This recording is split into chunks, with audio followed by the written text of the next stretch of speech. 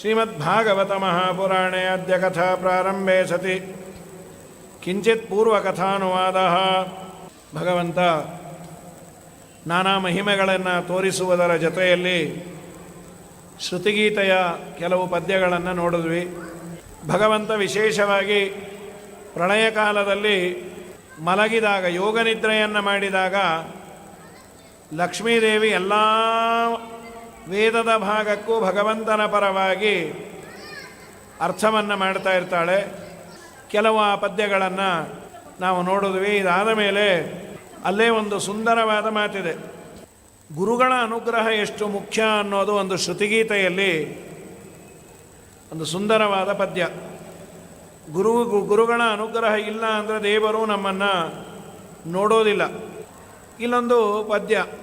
ಒಬ್ಬ ವ್ಯಾಪಾರಿ ಹಡಗಿನಲ್ಲಿ ಬೆಳ್ಳಿ, ಬಂಗಾರ, ವಜ್ರ ವೈಢೂರ್ಯಗಳನ್ನು ತುಂಬಿಕೊಂಡಿದ್ದಾನೆ. ಮನೆಯನ್ನು ಸೇರಬೇಕು ಅನ್ನುವ ಬಯಕೆಯೂ ಇದೆ ಅವನಿಗೆ. ಅಂದರೆ ವಿರಕ್ತನಲ್ಲ, ಸಂಸಾರದಲ್ಲಿ ಯಾವ ಸಮಸ್ಯೆ ಇಲ್ಲ, ಹೆಂಡತಿ ಮಕ್ಕಳು ಇದ್ದಾರೆ, ಮನೆಯನ್ನು ಸೇರಬೇಕು ಅನ್ನುವ ಬಯಕೆ ಇದೆ, ಹಡಗಿನಲ್ಲಿ ಎಲ್ಲ ಸಾಮಾನು ಇದೆ. ಆದರೆ ಅವನು ದೋಣಿಯಲ್ಲಿ, ಹಡಗಿನಲ್ಲಿ ದಾಟಿ ತನ್ನ ಊರನ್ನು ಸೇರ್ಲಿಕ್ಕೆ ಆಗ್ತಾ ಇಲ್ಲ ಅನ್ನೋದಕ್ಕೆ ಬೇರೆ ಏನಾದರೂ ರೀಸನ್ ಕೊಡುವ. ಅವನಿಗೆ ಮನೆ ಬೇಜಾರು, ಅದಿಲ್ಲ, ಅವನಿಗೆ ಯಾರೂ ದಿಕ್ಕಿಲ್ಲ, ದಿವಾಣ ಇಲ್ಲ, ಹೆಂಡತಿ ಮಕ್ಕಳು ಇದ್ದಾರೆ, ಸಂಪತ್ತಿಲ್ಲ, ಬಡತನ ಇದೆ ಅಂದರೆ ಬೇಕಾದಷ್ಟು ವಜ್ರ ವೈಢೂರ್ಯಗಳು ಅದರಲ್ಲಿ ತುಂಬಿದೆ. ಇಷ್ಟೆಲ್ಲ ಇದ್ದರೂ ಆ ದೋಣಿ ಮೂವ್ ಆಗ್ತಾ ಇಲ್ಲ. ಯಾಕೆ? ಏನಾಗಿದೆ? ಮತ್ತು ಇದರಲ್ಲಿ ಎಂಜಿನ್ ಫೈಲ್ಯೂರ್ ಆಗಿರ್ಬೋದು, ದೋಣಿಯಲ್ಲಿ ಫ್ಯೂಯಲ್ ಇಲ್ಲ, ಎಂಜಿನ್ ಇಲ್ಲ, ಎಲ್ಲವೂ ಇದೆ. ಅವತ್ತಿನ ಕಾಲದ್ದು ಮೋಟಾರ್ ಬೋಟು ಅಲ್ಲ ಬಿಡಿ. ಯಾಕೆ? ಏನಾಗಿದೆ?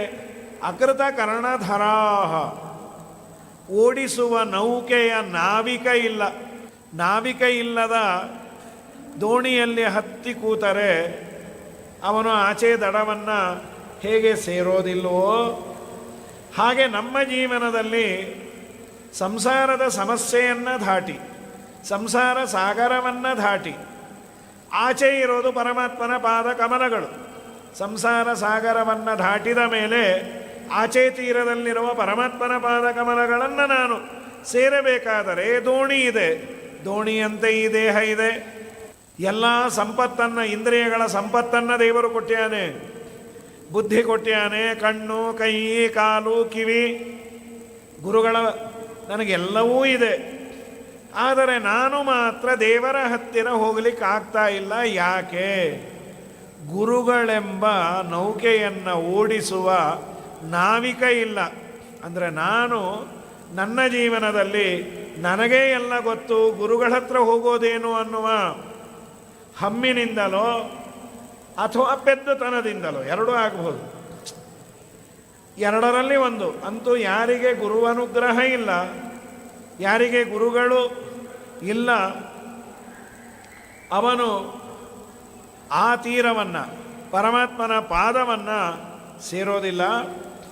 ಶ್ರೀಮದಾಚಾರ್ಯ ಅಂತಾರೆ, ಜೀವನದಲ್ಲಿ ನೀನು ಗುರುಗಳಲ್ಲಿ ಅಧ್ಯಯನವನ್ನು ಮಾಡಿರಬಹುದು, ಇನ್ನೂ ಒಂದು ಸ್ಟೆಪ್ಪು ಮುಂದೆ ಹೋದರು. ಚೆನ್ನಾಗಿ ಅಧ್ಯಯನವನ್ನು ಮಾಡಿದ್ದಾನೆ, ವಿದ್ಯಾಪೀಠದಲ್ಲಿ ಅಧ್ಯಯನ ಮಾಡಿದ್ದಾನೆ, ಕಡೆಗೆ ಸುಧಾದಿ ಗ್ರಂಥಗಳನ್ನು ಸ್ವಾಮಿಗಳು ಹೇಳಿದ್ದಾರೆ, ಎಲ್ಲವೂ ಆಗಿದೆ. ಆದರೆ ಇವನಿಗೆ ಗುರುಭಕ್ತಿ ಇಲ್ಲ ಅಂತಾದರೆ, ಆ ಗುರುಗಳು ಅನುಗ್ರಹವನ್ನು ಮಾಡಿ ನೀನು ಚೆನ್ನಾಗಿರ್ತಿ ಅಂತ ತಲೆ ಮೇಲೆ ಕೈ ಇಟ್ಟಿಲ್ಲ ಅಂತಾದರೆ ಇವನಲ್ಲಿ ಏನಿದ್ರೂ ವೇಸ್ಟ್. ಹಿರಿಯರಲ್ಲ ಅನ್ನೋರು ಒಂದೆರಡು ಅಕ್ಷರ ಕಮ್ಮಿ ಬಂದರೂ ಅಡ್ಡಿ ಇಲ್ಲ. ಗುರುಗಳು ಅನುಗ್ರಹ ಮಾಡಿ ನೀ ಚಲೋ ಇರ್ತಿ ಅಂದರೆ ಅವನು ಜೀವನದಲ್ಲಿ ಬಹಳ ಚೆನ್ನಾಗಿರ್ತಾನೆ.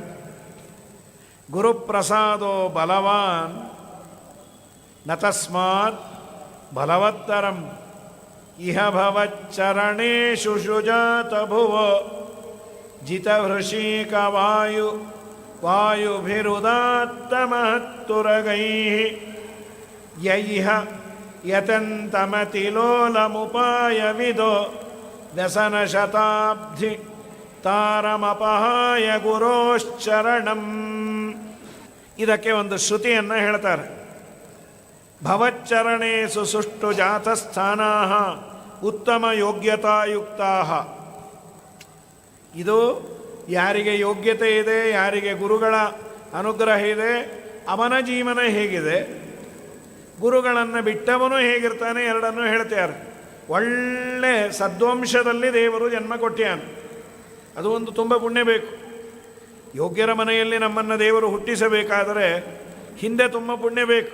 ಶುಚೀನಾಂ ಶ್ರೀಮತಾಂ ಗೇಹೆ ಯೋಗಭ್ರಷ್ಟೋಭಿಜಾಯತೆ ಅಂತ ಗೀತೆಯಲ್ಲಿ ದೇವರು ಹೇಳ್ತಾನೆ.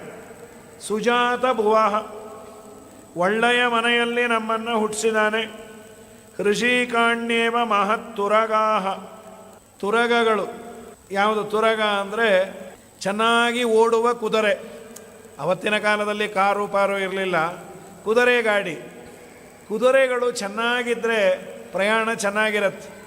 ನಮ್ಮ ಇಂದ್ರಿಯಗಳೇ ಕುದುರೆಗಳಂತೆ, ಚೆನ್ನಾಗಿ ಓಡ್ತಾ ಇದೆ. ದುರಂತ ಅಂದರೆ ಆ ಕುದುರೆ ಎಲ್ಲಿ ಹೋಗುತ್ತೋ ಅಲ್ಲಿ ನಾವು ಹೋಗಬೇಕಾಗಿದೆ. ನಮಗೆ ಎಲ್ಲಿ ಬೇಕೋ ಅಲ್ಲಿ ಕುದುರೆ ಹೋಗಲ್ಲ, ಅದೇ ಸಮಸ್ಯೆ. ನಮ್ಮ ಇಂದ್ರಿಯಗಳು ದೇವರ ಕಡೆ ಗುರುಗಳ ಕಡೆ ಹೋಗಲಿ ಅಂದರೆ ಏನು ಬೇಡವೋ ಅಲ್ಲೇ ಹೋಗತ್ತೆ. ಏನು ಮಾಡೋದೋ ಏನೋ. ಈಗಂತೂ ತುಂಬ ದೊಡ್ಡ ಸಮಸ್ಯೆ ನಾವು ಎದುರಿಸ್ತಾ ಇದ್ದೇವೆ. ಹಿಂದೆ ನನಗೆ ಅನೇಕ ಬಾರಿ ಅಂತಿರ್ತೇನೆ, ಪಾಪ ಮಾಡಲಿಕ್ಕೆ ಅವಕಾಶ ಕಮ್ಮಿ ಇತ್ತು. ಯಾಕೆ ಅಂದರೆ ಈ ವಾಟ್ಸಾಪು, ಫೇಸ್ಬುಕ್ಕು, ಆ್ಯಂಡ್ರಾಯ್ಡು ಯಾವುದು ಬಂದಿರಲಿಲ್ಲ. ಇದರ ಜೊತೆಯಲ್ಲಿ ಮನೆಯಲ್ಲಿ 10-15 ಜನ ಹಾಲಲ್ಲಿ ಮಲಗ್ತಾ ಇದ್ವಿ. ಆಗ ಏನಾದರೂ ಅಪಚಾರವನ್ನು ಮಾಡಿದರೆ ಅವನು ಗೊತ್ತಾದರೆ ಅಂತ ಬಾಯಿ ಮುಚ್ಕೊಂಡಿರ್ತಾ ಇದ್ವಿ. ಈಗ ಹಾಗಲ್ಲ. ಇರೋದೇ ನಾವಿಬ್ಬರು ನಮಗಿಬ್ಬರು, ನಾವಿಬ್ಬರು ನಮಗೊಬ್ಬರು, ನಾವಿಬ್ಬರು ನಾವಿಬ್ಬರೇ. ಈ ಸ್ಥಿತಿ. ಮನೆಯಲ್ಲಿ ಸಪರೇಟ್ ರೂಮು, ಏಕಾಂತ ಪ್ರಿಯರಾಗಿದ್ದೀವಿ. ಯಾರು ಏನು ಮಾಡ್ತಾರೋ ಬಿಡ್ತಾರೋ, ಕಡೆಗೆ ಸ್ನಾನ ಮಾಡಿದ್ರೋ ಬಿಟ್ಟರೋ ಗೊತ್ತಿಲ್ಲ. ಯಾಕೆಂದರೆ ಅವ್ರವ್ರ ಬಚ್ಚಲು ಅವ್ರವ್ರಿಗೆ ಇಂಡಿವಿಜುವಾಲಿಟಿ. ಇದು ತುಂಬ ಮನುಷ್ಯನನ್ನು ಮಿಸ್ಲೀಡ್ ಮಾಡುತ್ತೆ. ಸಾಧನೆ ಮಾಡುವ ದೇಹವನ್ನು ದೇವರು ಕೊಟ್ಟ. ಗೋಪಾಲದಾಸರಂತಾರೆ, ಯೇಸು ಜನುಮದ ಸುಕೃತದ ಫಲವೋ ತಾನು ಜನಿಸಲಾಗಿ, ಭೂಸುರ ದೇಹದ ಜನುಮವು ಎನಗೆ ಸಂಭವಿಸಿದಯಾಗಿ, ಮೋದ ತೀರ್ಥಮತ ಚಿಹ್ನಿತನಾಗದೆ ದೋಷಕ್ಕೆ ಒಳಗಾಗಿ, ಲೇಷ ಸಾಧನವ ಕಾಣದೆ ದುಸ್ಸಹವಾಸದಿಂದಲಿ ದಿನ ದಿನ ಕಳದೆ, ಹಂಗೆ ಮಾಡಲಯ್ಯ ಕೃಷ್ಣ ಹೋಗುತ್ತಿದೆ ಆಯುಷ್ಯ. ಮಂಗಳಾಂಗ ಭವಭಂಗ ಬಿಡಿಸಿ ನಿನ್ನ ಡಿಂಗರಿಗನ ಮಾಡೋ ಅನಂಗ ಜನಕ. ಇನ್ನೆಲ್ಲ ನಾವು ಪಡಿಬೋದು, ಕಳಕೊಂಡ ಆಯುಷ್ಯವನ್ನು ಪಡಿಲಿಕ್ಕಾಗಲ್ಲ. ಒಂದು ದಿವಸ ಹೋಯಿತು ಅಂದರೆ ರಿವರ್ಸ್ ಗೇರ್ ಇಲ್ಲ. ಸ್ವಲ್ಪ ಆದರೂ ಸಾಧನೆ ಮಾಡಿಕೋ. ದೇವರು ವಿಶೇಷವಾಗಿ ಈ ತರಹದ ಕಾಲವನ್ನು ಕೊಟ್ಟ. ನಿನಗೆ ದಾನ ಧರ್ಮವನ್ನು ಮಾಡಲಿಕ್ಕಾಗಲಿಲ್ಲ ಬಿಡು, 4 ಜನ ಸಜ್ಜನರು ಎಲ್ಲಿರ್ತಾರೆ ಅಲ್ಲಿ ಹೋಗಿ ನಮಸ್ಕಾರ ಮಾಡಿ ಬಾ. ಅದನ್ನು ಮಾಡಲಿಕ್ಕೆ ಗಂಟೇನು ಹೋಯಿತು. ಆ ಮಾತನ್ನೇ ಇಲ್ಲಿ ಋಷಿಕಾಣ್ಯೇವ ಮಹತ್ತುರಗಾಹ ವಾಯುರೇವ ಉದಾತ್ತಃ ರಥೋಪರಿ ಸ್ವೀಕರಣಾದ್ ಉದಾತ್ತಃ ಸಾರಥಿ. ಈ ನಮ್ಮ ದೇಹವೆಂಬ ರಥಕ್ಕೆ ಇಂದ್ರಿಯಗಳು ಕುದುರೆಗಳು, ಮುಖ್ಯ ಪ್ರಾಣದೇವರೇ ಓಡಿಸುವ ಈ ದೇಹವನ್ನು ಓಡಿಸುವವರು ಅವರೇ ಅಲ್ವಾ. ಅವರಿರೋವರೆಗೂ ಓಡ್ತಾ ಇರುತ್ತೆ. ಅವರು ಹೋದರೆ ಫೋಟೋ ಬೀಳ್ತದೆ, ಪಾಪ ಹೋದರು ಅಂತ. ಎಲ್ಲಿವರೆಗೂ ಮುಖ್ಯ ಪ್ರಾಣದೇವರು ಇರ್ತಾರೋ ಅಲ್ಲಿವರೆಗೂ ನಮ್ಮ ಆಟ. ಅವರೇ ಈ ದೇಹವೆಂಬ ರಥವನ್ನು ಓಡಿಸುವಂತಹ ಸಾರಥಿ. ಸರಿ, ಇತಿ ವ್ಯಾಸನಿರುಕ್ತೆ ಜಯೋ ವಿಷ್ಣೋಶ್ಚ ವಾಯೋಶ್ಚ ಭಕ್ತ್ಯಾ ತತ್ಪ್ರೀತಿ ಸಾಧನಂ ಜಗದೀಶಯೋ ಕುತೋ ಹೇನೋ ಸರ್ವಶಕ್ತಿಯೋರ್ಬಲಾತ್ ಜಯ ಇತಿ ಪವನ ವಿಜಯೇ ಅಂತ. ಶ್ರೀಮದಾಚಾರ್ಯ ಹೇಳೋದೇನೆಂದರೆ, ಜನ್ಮಾಂತರದ ಪುಣ್ಯ ವಿಶೇಷದಿಂದ ಯೋಗ್ಯರ ಮನೆಯಲ್ಲಿ ನಿನ್ನನ್ನು ದೇವರು ಹುಟ್ಟಿಸಿ ವಾಯುದೇವರು ಈ ದೇಹವೆಂಬ ರಥವನ್ನು ಓಡಿಸುವಂತಹ ಸಾರಥಿ ವಾಯುದೇವರಾದರು. ರಥದಲ್ಲಿ ಕುಳಿತ ಓನರ್ ಯಾರು? ನಾನಲ್ಲ, ನಾನು ಕ್ಲೀನರು. ಓನರ್ ಯಾರು? ದೇವರು ಓನರು. ಈ ರಥ ನಂದಲ್ಲ. ದೇವರು 10 ನಿಮಿಷ ಕೂತಿರು ಅಂತ ಕೂಡಿಸಿದ್ದಾನೆ.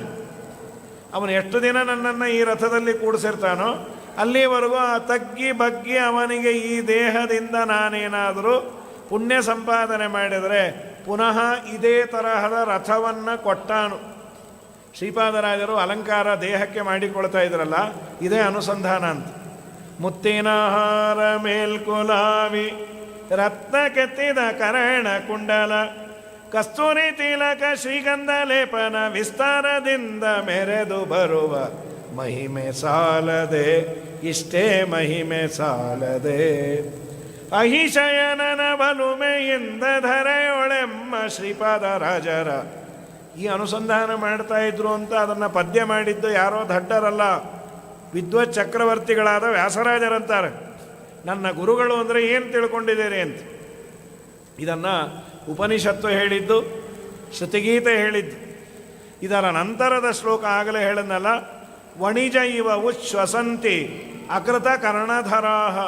ವ್ಯಾಪಾರಿ ಹಡಗಿನಲ್ಲಿ ಕೂತಿದ್ದಾನೆ, ಸಂಪತ್ತು ಇದೆ, ಹೆಂಡತಿ ಮಕ್ಕಳಿದ್ದಾರೆ, ಮನೆ ಇದೆ, ಬೇಗ ನಾನು ದಾಟಿ ಹೋಗಬೇಕು.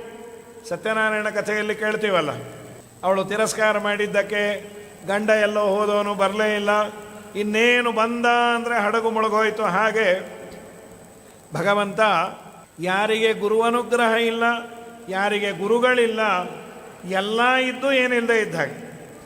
ಆ ಮಾತನ್ನು ವಣಿಜ ಇವ ಉಚ್ಛ್ವಸಂತಿ ಅಕೃತ ಕರ್ಣಧರ ಜಲಧೌ ಸ್ವಜನ ಸುತ ಆತ್ಮದಾರ ಧನ ಧಾಮಧರ. ತನ್ನವರು ಅಂತಿದ್ದಾರೆ, ದುಡ್ಡಿದೆ, ಮಕ್ಕಳಿದ್ದಾರೆ, ಎಲ್ಲವೂ ಇದೆ, ಎಲ್ಲವೂ ಇದ್ದು ಏನಿಲ್ಲದೆ ಇದ್ದ ಹಾಗೆ. ಯಾಕೆ? ಗುರುಗಳ ತಿರಸ್ಕಾರದ ಫಲ ಅಂತಾರೆ. ಎಂದೂ ಎಂದೂ ಎಂದು ಗುರುಗಳನ್ನು ತಿರಸ್ಕಾರ ಮಾಡಬೇಡಿ ಅಂತ. ಸುಖ ಶಾಂತಿ ಮತಿ ತ್ವಯಿ ಸಂತಿ ನತಾನಿ ನೃಣಾಂ ವಿಭವ ಉದ್ಯತಿ ಶ್ರಯತ ಆತ್ಮನಿ ಸರ್ವರಸೆ. 35ನೇ ಪದ್ಯ ಇದು. ವಿಭವೇ ಜೀವನ್ಮುಕ್ತೆ ಗುರಾ ಉದ್ಯತಿ ಉಪದಿಶತಿ ಸತಿ ಸರ್ವರಸೆ ಪರಮಾತ್ಮನಿ ಶ್ರಯತ ಏವ. ವೈಭವ ಇದ್ದರೆ ದೇವರು ಅನುಗ್ರಹ ಮಾಡ್ತಾನೆ ಅಂತ ಇಲ್ಲೊಂದು ಮಾತಿದೆ. ಇದು ಕೇಳಿದಾಗ ಅದು ಏನಪ್ಪ ದೇವರು ಹೀಗೆ ಮಾಡಿಬಿಟ್ಟ? ಒಂದು ಕಡೆ ಹೇಳ್ತೀರಿ, ಒಂದು ಉದ್ಧರಣೆ ನೀರನ್ನು ಹಾಕಿದರೂ ದೇವರು ಅನುಗ್ರಹ ಮಾಡ್ತಾನೆ, ಪತ್ರಂ ಪುಷ್ಪಂ ಫಲಂ ತೋಯಂ ಯೋಮೇ ಭಕ್ತ್ಯಾ ಪ್ರಯಚ್ಛತಿ ಅಂತ. ಇಲ್ಲಿ ನೋಡಿದ್ರೆ ದೇವರು ಇವನ ಪೂಜೆ ಯಾಕೆ ಸ್ವೀಕಾರ ಮಾಡಲಿಲ್ಲ? ಇವನ ಹತ್ರ ಬೆಳ್ಳಿ ಇಲ್ಲ, ಬಂಗಾರ ಇಲ್ಲ, ಏನೋ ಬರೀ ನೀರು ಹಾಕ್ತಾ ಇದ್ದ, ತಾಮ್ರದ ತಟ್ಟೆ, ಅದಕ್ಕೆ ಬೇಡ ಅಂದ. ವಿಭವ ಅಂದರೆ ವೈಭವ ಅಲ್ಲ, ವಿಗತ ಭವ. ಭವ ಅಂದರೆ ಸಂಸಾರ, ಸಂಸಾರವನ್ನು ಕಳೆದುಕೊಂಡವರು ಅಂದರೆ ಅಪರೋಕ್ಷ ಜ್ಞಾನವನ್ನು ಪಡೆದ ಜ್ಞಾನಿಗಳು ಅಂತ ಯಾರಿದಾರಲ್ಲ, ರಾಘವೇಂದ್ರ ಸ್ವಾಮಿಗಳು, ರಘುತ್ತಮರು, ಸತ್ಯಬೋಧ ತೀರ್ಥ ಶ್ರೀಪಾದಂಗಳವರು, ವಾದಿರಾಜರು, ವ್ಯಾಸರಾಜರು, ಇವರೆಲ್ಲ ನಿಜವಾದ ವಿಭವರು, ಜೀವನ್ಮುಕ್ತರು ಅಂತ ಕರೀತಾರೆ. ಅವರು ಬದುಕಿದ್ದಾರೆ, ಆದರೆ ಅವರು ಮುಕ್ತರು ಯಾತರಿಂದ? ಅವರಿಗೆ ಕರ್ಮದ ಲೇಪ ಇಲ್ಲ. ಯಾರಿಗೆ ಅಪರೋಕ್ಷ ಜ್ಞಾನ ಆಗಿದೆ, ತದಧಿಗಮೇ ಉತ್ತರ ಪೂರ್ವ ಅಘಯೋ ಅಶ್ಲೇಷ ವಿನಾಶೌ. ತದಧಿಗಮೆ ಬಿಂಬರೂಪವನ್ನು ದರ್ಶನ ಮಾಡಿದಾಗಲೇ ಅವರಿಗೆ ಅಶ್ಲೇಷ ವಿನಾಶ, ಒಂದು ನಾಶ ಆಗತ್ತೆ, ಇನ್ನೊಂದರ ಲೇಪ ಇಲ್ಲ. ಆಚಾರ್ಯರು ತುಂಬ ಸುಂದರವಾದ ಮಾತು, ಯಸ್ಯ ದೇವೇ ಪರಾಭಕ್ತಿ ಯಥಾ ದೇವೇ ತಥಾ ಗುರು ತಸ್ಯೈತೆ ಕಥಿತಾಖ್ಯರ್ಥಾಃ ಪ್ರಕಾಶಂತೆ ಮಹಾತ್ಮನಃ. ಇದು ಶ್ವೇತಾಶ್ವತರ ಶ್ರುತಿ ಅಂತ. ದೇವರಲ್ಲಿ ಏನು ಭಕ್ತಿಯನ್ನು ಮಾಡ್ತೀಯೋ ಅದಕ್ಕಿಂತ ಸ್ವಲ್ಪ ಕಡಿಮೆ ಭಕ್ತಿಯನ್ನು ಗುರುಗಳಲ್ಲಿ ಮಾಡಿದರೇನೆ ಇವನಿಗೆ ಏನೇ ಇದ್ದರೂ ಅದು ಪ್ರಯೋಜಕ ಆಗತ್ತೆ. ಗುರುಗಳಲ್ಲಿ ಭಕ್ತಿ ಇಲ್ಲ ಅಂದರೆ ದೇವರು ನೋಡೋದಿಲ್ಲಂತೆ. ತುಂಬ ಎಚ್ಚರಿಕೆಯ ಗಂಟೆ ಇದು. ನನಗೆ ದೇವರು ಗೊತ್ತು ಬಿಡ್ರಿ, ಗುರುಗಳು ಯಾಕೆ ಬೇಕು ಅಂದರೆ ದೇವ್ರು ಅಂತಾನೆ, ಎದ್ದೋಗ ಮಗನೇ, ನೀ ಯಾವ ಊರಿನ ದಾಸಯ್ಯ? ನೀ ಬರೋದಾದರೆ ಗುರುಗಳ ಮುಖಾಂತರ ಬಾ. ದೀನಂ ದೂನಂ ಅನಾಥಂ ಶರಣಾಗತಂ. ದೊಡ್ಡವರ ಮಾತು ಕೇಳ್ತಾನೆ.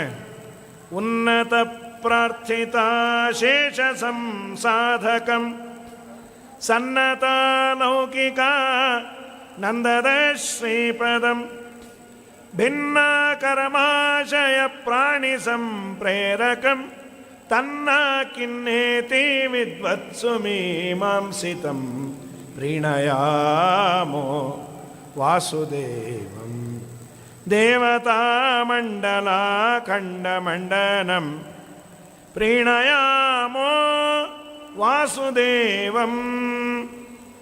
ಗುರುಗಳಲ್ಲಿ ಭಕ್ತಿಯನ್ನು ಮಾಡಿ ಅಂತ ಇಷ್ಟು ಹೇಳಿ ಆದಮೇಲೆ ಕುಚೇಲನ ಉಪಾಖ್ಯಾನ ಕೇಳ್ತಾರೆ.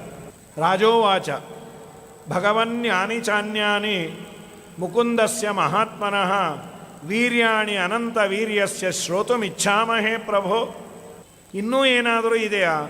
ದೇವರ ಕಾರುಣ್ಯ ತುಂಬ ದೊಡ್ಡದಪ್ಪ. ಕುಚೇಲ ಅಂತ ಒಬ್ಬ ಬ್ರಾಹ್ಮಣ, ಅವನು ದೇವರ ಕ್ಲಾಸ್ಮೇಟ್. ಏನು ಭಾಗ್ಯ ರೀ, ದೇವರ ಕ್ಲಾಸ್ಮೇಟು. ಕೃಷ್ಣಸ್ಯಾಸೀತ್ ಸಖಾ ಕಶ್ಚಿತ್ ಬ್ರಾಹ್ಮಣೋ ಬ್ರಹ್ಮವಿತ್ತಮಃ ವಿರಕ್ತ ಇಂದ್ರಿಯಾರ್ಥೇಶು ಪ್ರಶಾಂತಾತ್ಮ ಜಿತೇಂದ್ರಿಯ. ಏನು ದೊಡ್ಡ ಮಾತುಗಳಿವೆಲ್ಲ. ಇಂದ್ರಿಯ ನಿಗ್ರಹಿತ್, ಪ್ರಶಾಂತ ಚಿತ್ತನಾಗಿದ್ದ, ವೈರಾಗ್ಯದಿಂದ ಇದ್ದ.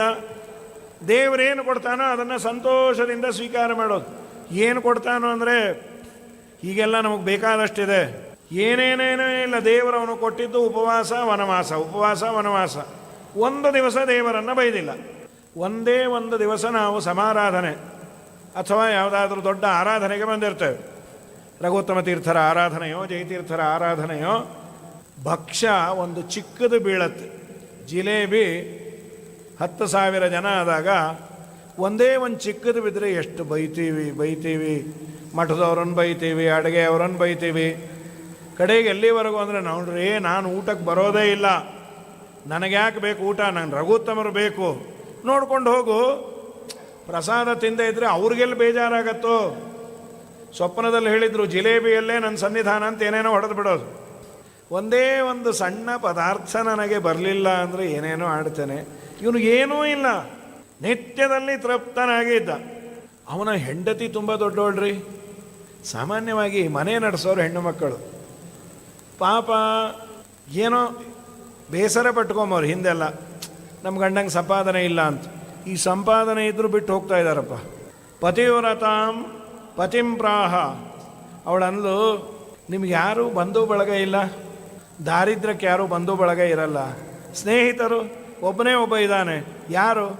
ದ್ವಾರಕಾಧಿಪತಿ ಕೃಷ್ಣ. ಕೃಷ್ಣ ನಿಮ್ಮ ಸ್ನೇಹಿತನ? ಹೋಗಿ ಕೇಳಬಾರ್ದು. ಅವನಂದ, ಅವನು ಸರ್ವಜ್ಞ, ಅವನಿಗೆ ಯಾರ ಕಾಲಕ್ಕೆ ಯಾವ ಕಾಲಕ್ಕೆ ಯಾರಿಗೆ ಏನು ಕೊಡಬೇಕು ಗೊತ್ತು. ಆಸ್ತೆ ಅದುನಾ ದ್ವಾರವತ್ಯಾಂ ಭೋಜವೃಷ್ಟಂಧಕೇಶ್ವರ ಸ್ಮರತ ಪಾದಯುಗಲಂ ಆತ್ಮಾನಮಪಿ ಯಚ್ಛತಿ. ನೆನೆಸುವವರಿಗೆ, ತನ್ನ ಪಾದಕಮಲಗಳನ್ನು ನೆನೆಸುವವರಿಗೆ ತನ್ನನ್ನೇ ತಾನು ಕೊಡ್ತಾನೆ. ನೀವು ಹೋಗಿ ಬನ್ನಿ. ಆಯ್ತು, ಹೋಗಿ ಬರ್ತೇನೆ. ಯಾಕೆ? ಕೇಳೋದಕ್ಕಲ್ಲ. ಅಯಂ ಹಿ ಪರಮೋ ಲಾಭ ಉತ್ತಮ ಶ್ಲೋಕ ದರ್ಶನಂ. ದೇವರ ದರ್ಶನ ಆಗತ್ತಲ್ಲ. ಹೆಡ್ ಆಫ್ ಅಕೌಂಟು ಸುಧಾಮನದ್ದು ಕೇಳಬೇಕು ಅಂತ ಬಂದೇ ಇಲ್ಲ, ದೇವರ ದರ್ಶನ ಮಾಡಬೇಕು. ಹೊರಟು ಬಂದ. ನೋಡು, ಏನಾದರೂ ಉಪಾಯನ ಕೊಡು. ತೆಗೆದುಕೊಂಡು ಹೋಗಲಿಕ್ಕೆ ಬರಿಗೈಯಲ್ಲಿ ಹೋಗಬಾರ್ದು. ರಾಜರ ಮನೆಗೆ, ದೇವರ ಮನೆಗೆ, ಮಕ್ಕಳಿದ್ದ ಮನೆಗೆ ಏನಾದರೂ ತೊಗೊಂಡು ಹೋಗ್ಬೇಕು. ಈಗೆಲ್ಲ ತೊಗೊಂಡು ಹೋಗ್ತಾರಲ್ಲ. ಸರಿ, ಅವಲಕ್ಕಿಯನ್ನು ಪಕ್ಕದ ಮನೆಯಲ್ಲಿ ಬೇಡಿ ತಂದು ಇವನು ಗಂಟು ಕಟ್ಟಿ ಬಂದ್ಯಾನು. ದಾರಿಯಲ್ಲಿ ಬರಬೇಕಾದ್ರೆ ಏನೇನೋ ಶುಭ ಸೂಚನೆಗಳಾಯಿತು. ನಂತರದಲ್ಲಿ ಇವನು ಬಂದಾಗ ಕೃಷ್ಣ ಶೈಭ್ಯ ಅಂತಂದರೆ ಮಿತ್ರವಿಂದೆ ಅವರ ಮನೆಯಲ್ಲಿ ಇದ್ದ ಅಂತಾರೆ. ಬಂದು ಪರಮಾತ್ಮ ಅವನ ಪಾದವನ್ನು ತೊಳೆದು ತಲೆ ಮೇಲೆ ನೀರು ಹಾಕ್ಕೊಂಡು, ಸುಧಾಮ ಏನೋ ಇಷ್ಟು ದಿನಕ್ಕೆ ಬಂದು, ಏನು ಆನಂದ ಆಗೋಯ್ತೋ ಪಾಪ ಸುಧಾಮನಿಗೆ. ಜೀವನದಲ್ಲೇ ಯಾರ ಹತ್ರ ಹೋಗಿರಲಿಲ್ಲ. ಸರ್ವೋತ್ತಮನಾದ ದೇವರು ಇಷ್ಟು ಮರ್ಯಾದೆ ಮಾಡ್ತಾನೆ. ನೋಡುವವ್ರಿಗೆಲ್ಲ ಆಶ್ಚರ್ಯ, ಏನು ಇವನು ಪುಣ್ಯ ಮಾಡಿದ್ದ. ದ್ವಿಜಂ ಧಮನಿ ಸಂಹಿತಂ. ಧಮನಿ ಅಂದರೆ ಪೈಪ್, ಸಣ್ಣಗಿದ್ದ. ಇವನಿಗೇನು ಇಷ್ಟು ಮಾಡ್ತಾನೆ ದೇವರು. ಸರಿ, ಒಳಗೆ ಕರೆದುಕೊಂಡು ಹೋಗಿ ಅಂತಃಪುರದಲ್ಲಿ ದೇವರು ತನ್ನ ಪಲ್ಲಂಗದ ಮೇಲೆ ಮಲಗಿಸಿ ಪಾದ ಒತ್ತಿ ಚಾಮರವನ್ನು ಹಾಕಿಸಿ, ರುಕ್ಮಿಣಿ ಸತ್ಯಭಾಮ ಚಾಮರ ಹಾಕಿದ್ರಂತ. ಭಾಗವತದಲ್ಲಿಲ್ಲ, ದಾಸರು ಹೇಳ್ತಾರೆ. ಎಲ್ಲ ಮಾಡಿ, ಸ್ವಾಮಿ ಪಾದ ಯಾಕೆ ಒತ್ತುತ್ತಾ ಇದೆ, ನಡ್ಕೊಂಬಂದ್ಯಲ್ಲ. ಅವನಂದ, ನಡ್ಕೊಂಬರೋದು ಬಿಟ್ಟು ಬೇರೆ ಇದೇ ಏನು ಅಂತ ಅವನು ಬೇರೆ ಗೊತ್ತೇ ಇಲ್ಲ. ಮೋಡ್ ಆಫ್ ಟ್ರಾನ್ಸ್ಪೋರ್ಟೇಷನ್ನು, ಗಾಡೀಲಿ ಬರ್ಬೋದು ಮಾಡೋದು. ಸ್ವಾಮಿ ನಡೆಯೋದೇ ಅಲ್ವಾ, ನನಗೆ ಕಾಲು ಗಟ್ಟಿಯಾಗಿ ಕೊಟ್ಟರೆ ಸಾಕು. ಅಂಥೇಳಿ ಎಲ್ಲ ಆದ ಮೇಲೆ ನಾವು ಇಬ್ಬರು ಗುರುಗಳ ಮನೆಯಲ್ಲಿ ಇದ್ದಾಗ ಎಷ್ಟು ಚೆನ್ನಾಗಿತ್ತಲ್ಲ. ತುಂಬ ನೆನೆಸಿಕೊಂಡು ನಮ್ಮ ಗುರುಗಳು ಪಾಪ ನಾವು ದಿನ ಬರದೇ ಇದ್ದಾಗ ಅವರೇ ಬಂದಿದ್ದರು ನಮ್ಮನ್ನು ನೋಡಲಿಕ್ಕೆ. ನೋಡು, ನಾನೊಂದು ಮಾತು ಹೇಳ್ತೀನಿ. ನಾಹಮಿಜ್ಯ ಪ್ರಜಾತಿಭ್ಯಾಂ ತಪಸ ಉಪಶಮೇನವ ತುಷ್ಯೇಯಂ ಸರ್ವಭೂತಾತ್ಮ ಗುರು ಶುಶ್ರೂಷಯ ಯಥಾ. ಉಪವಾಸವೋ ಅಥವಾ ಇನ್ಯಾವುದೋ ವ್ರತವೋ ನಿಯಮವೋ ದೇಹದಂಡನೆ ಏನು ಮಾಡಿದರು ಗುರುಗಳ ಸೇವೆಯನ್ನು ಮಾಡಿದಾಗ ನಾನೆಷ್ಟು ಪ್ರೀತನಾಗ್ತೇನೆ, ಇದು ಯಾವುದು ಅದಕ್ಕೆ ಸಮಾನವೇ ಅಲ್ಲ ಅಂದ್ಬಿಟ್ಟು ದೇವರು ಕೃಷ್ಣ ಹೇಳ್ತಾನೆ. ಗುರುಗಳ ಸೇವೆ ಅಂದರೆ ಎಲ್ಲರೂ ಮಠಕ್ಕೆ ಹೋಗಿ ಸ್ವಾಮಿಗಳು ಕಾಲು ಒತ್ತೋದು ಅಂತಲ್ಲ. ಅವರು ಹೇಳಿದ ನೀತಿ ನಿಯಮಗಳನ್ನು ನಮ್ಮ ಮನೆಯಲ್ಲಿ ಮಾಡಿದರೂ ಅದು ಗುರು ಸೇವೆನೇ. ಅವರು ಹೇಳಿಕೊಟ್ಟಂತಹ ಮಾತುಗಳನ್ನು ಅವರ ಬಗ್ಗೆ ಗೌರವದಿಂದ ನಡೆದುಕೊಳ್ಳೋದು ಇದೇ ಗುರು ಸೇವೆ. ಸರಿ, ಕಿಮುಪಾಯ ನಮಾನೀತಂ, ಏನು ತಂದಿದೆ ಸ್ವಾಮಿ? ನಾ ಏನು ತರ್ತೀನೋ ದಟ್ಟ ದರಿದ್ರ, ನಿನ್ನ ಶ್ರೀಮಂತಿಕೆ ಮುಂದೆ ನಂದೇನು? ಅದೆಲ್ಲ ಅಲ್ಲ. ಅದೇನದು ಗಂಟದು? ಪಾಪ ಏನು ಬಿಚ್ಚಲಿಕ್ಕೆ ಸಂಕೋಚ. ದೇವ್ರ ಮನೆ ತುಂಬ ಏನದು ಬೆಳ್ಳಿ ಬಂಗಾರ ಏನದು? 108 ಐಟಮ್ ಇದ್ದವ್ರ ಹತ್ರ ಹೋಗಿ ನಾವು ಒಂಚೂರು ಹುಣಸೆ ಹಣ್ಣು ಅವಲಕ್ಕಿ ತಂದಿದ್ದೀವಿ, ಹೋದ ವರ್ಷ ಬದರಿ ಯಾತ್ರೆಗೆ ಮಾಡಿದ್ದು ಮೊನ್ನೆ ಸಿಕ್ತು ಅಂದ. ಬೇಡಪ್ಪ ಅಂದರು. ಹೋದ ವರ್ಷ ಮಾಡಿದ್ರೆ ಏನದ್ರ ಗತಿ? ಏನದು ಸ್ವಾಮಿ? ಬರೀ ಅವಲಕ್ಕಿಯೋ? ಕೊಡು ಅಂಥೇಳಿ ಏಕಮೊಟ್ಟೆಂ ಸಗರಜ್ಜ ಜಗ್ದ್ವ, ಇನ್ನೊಂದು ಹಿಡಿಯನ್ನು ತೆಗೆದುಕೊಂಡಾಗ ರುಕ್ಮಿಣಿ ಕೈ ಹಿಡ್ಕೊಂಡು, ಅದು ಕೈ ಹಿಡ್ಕೊಂಡಿದ್ದು ತಿನ್ನಬಾರ್ದು ಅಂತಲ್ಲ, ಅವಳ ಭಾಗವನ್ನೇ ಮೂಗಿನಿಂದ ವಾಸನೆ ನೋಡಿದ್ದಂತೆ. ನೈವೇದ್ಯ ಅಂದರೆ ಒಂದೇ ಪದಾರ್ಥವನ್ನು 3 ಜನ, ನಾವೆಲ್ಲ ಉಣ್ಣೋದನ್ನು ಕಣ್ಣಿನಿಂದ ಕಪಿಲನಾಮಕನಾಗಿ ನೋಡ್ತಾನೆ, ಲಕ್ಷ್ಮೀದೇವಿಯದ್ದನ್ನು ನರಸಿಂಹ ರೂಪದಿಂದ ಆಘ್ರಾಣಿಸ್ತಾನೆ. ಸ್ವಯಂ ಪರಮಾತ್ಮನದ್ದೇ ಆದ ಭಾಗ ಏನಿದೆ ಅದು ಪರಶುರಾಮ ರೂಪದಿಂದ ಸ್ವಾಖ್ಯರಸವನ್ನು ಸ್ವೀಕಾರ ಮಾಡ್ತಾನೆ. ಇದೇ ನೈವೇದ್ಯ ಅಂದರೆ ಇದೇ ಮಂತ್ರವನ್ನೇ ಹೇಳೋದು. ಸ್ವಾಮಿ ದಯಮಾಡಿ ಇದು ಬರೀ ಅವಲಕ್ಕಿ, ದೇವರು ತಿಂದು ತುಂಬ ಚೆನ್ನಾಗಿದೆ ಅಂಥೇಳಿ ಲಕ್ಷ್ಮೀದೇವಿ ಕೊಟ್ಟು ಇನ್ನೊಂದು ಹಿಡಿಯನ್ನು ಇಡೀ ದ್ವಾರಕೆಗೆ ಅವಲಕ್ಕಿ ಸಮಾರಾಧನೆ ಸ್ಪಾನ್ಸರ್ಡ್ ಬೈ ಸುಧಾಮಾಚಾರ್. ಅವನಂದ, ನಮ್ಮಪ್ಪ ನಮಗೇ ತಿನ್ಲಿಕ್ಕೆ ಗತಿ ಇಲ್ಲ, ಎಷ್ಟು ಅನುಗ್ರಹ ಮಾಡಿದೆವು. ಸರಿ, ತುಂಬ ಆನಂದ ಆಗೋಯ್ತು. ನಾನು ಹೋಗಿ ಬರ್ತೇನೆ. ಹೋಗಿ ಬಾ. ಕೃಷ್ಣ ಏನು ಮಾಡ್ದ, ಅವನೆಲ್ಲ ಒಳ್ಳೆ ಮಡಿ ಗಿಡಿ ಕೊಟ್ಟಿದ್ದ. ಆ ಮಡಿ ಎಲ್ಲ ಬಿಚ್ಚಿಟ್ಟು ತಮ್ಮದೇ ಸೂಟಿದೆಲ್ಲ ಹರಕ್ಕೆ ಮಡಪಂಚೆ, ಅದನ್ನೇ ಉಟ್ಕೊಂಡು ಹೋಗ್ಬೋದು. ಆಯ್ತು. ಕೈಗೆ ತಾಂಬೂಲ ಏನಾದರೂ ಏನೂ ದೇವರು ಕೊಡಲಿಲ್ಲ. ಆದರೆ ಒಂದು ಮಾತು ಇವನು ಬೇಸರ ಪಟ್ಟಿಲ್ಲ. ಏನು ಅಷ್ಟಿತ್ತು ಕೊಡಬಾರ್ದೇನ್ರಿ? ಮನುಷ್ಯ ಸಾಮಾನ್ಯ ಅಂದುಕೊಂಡು ಬರ್ತೀವಿ, ಸಿಕ್ಕಾಪಟ್ಟೆ ಇದೆ ರೀ ಕೊಡ್ಬೋದು, ಅಯ್ಯೋ ಕೊಡಲ್ಲ ಬಿಡಿ, ಹೋಗಲಿ ಇಷ್ಟಾದರೂ ಕೊಟ್ರಲ್ಲ, ಹೀಗೆ ಪೂರ್ವಪಕ್ಷ ಸಿದ್ಧಾಂತಗಳು ತಲೆಯಲ್ಲಿ ಆಗ್ತಾ ಇರತ್ತೆ.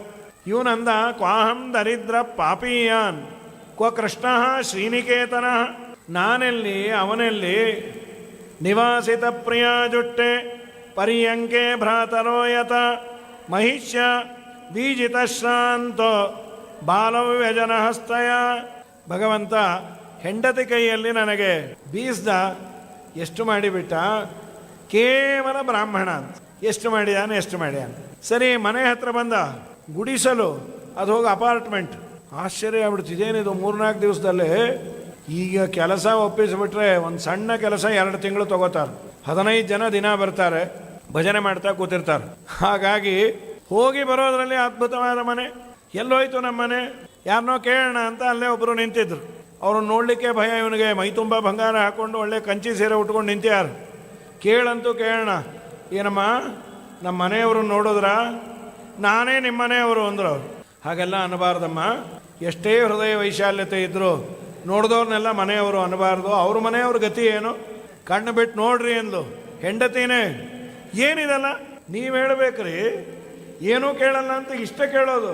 ನೀವು ಹೋದ ಒಂದು 2-3 ಗಂಟೆಯಲ್ಲಿ ಕೃಷ್ಣದೂತರು ಬಂದು ಈ ಅರಮನೆಯನ್ನು ಕಟ್ಟಿ ಆಳು ಕಾಳು ಸಂಪತ್ತು ಎಲ್ಲ ನಮ್ಮದೇ ಅಂತೆ. ಅಯ್ಯೋ ನಮ್ಮಪ್ಪ, ತಗೊಂಡು ಹೋಗೋ ಭಾರವೂ ಇರಬಾರ್ದು ಅಂತ ಡೋರ್ ಡೆಲಿವರಿ ಕೊಟ್ಟುಬಿಟ್ಟೆಲ್ಲೋ.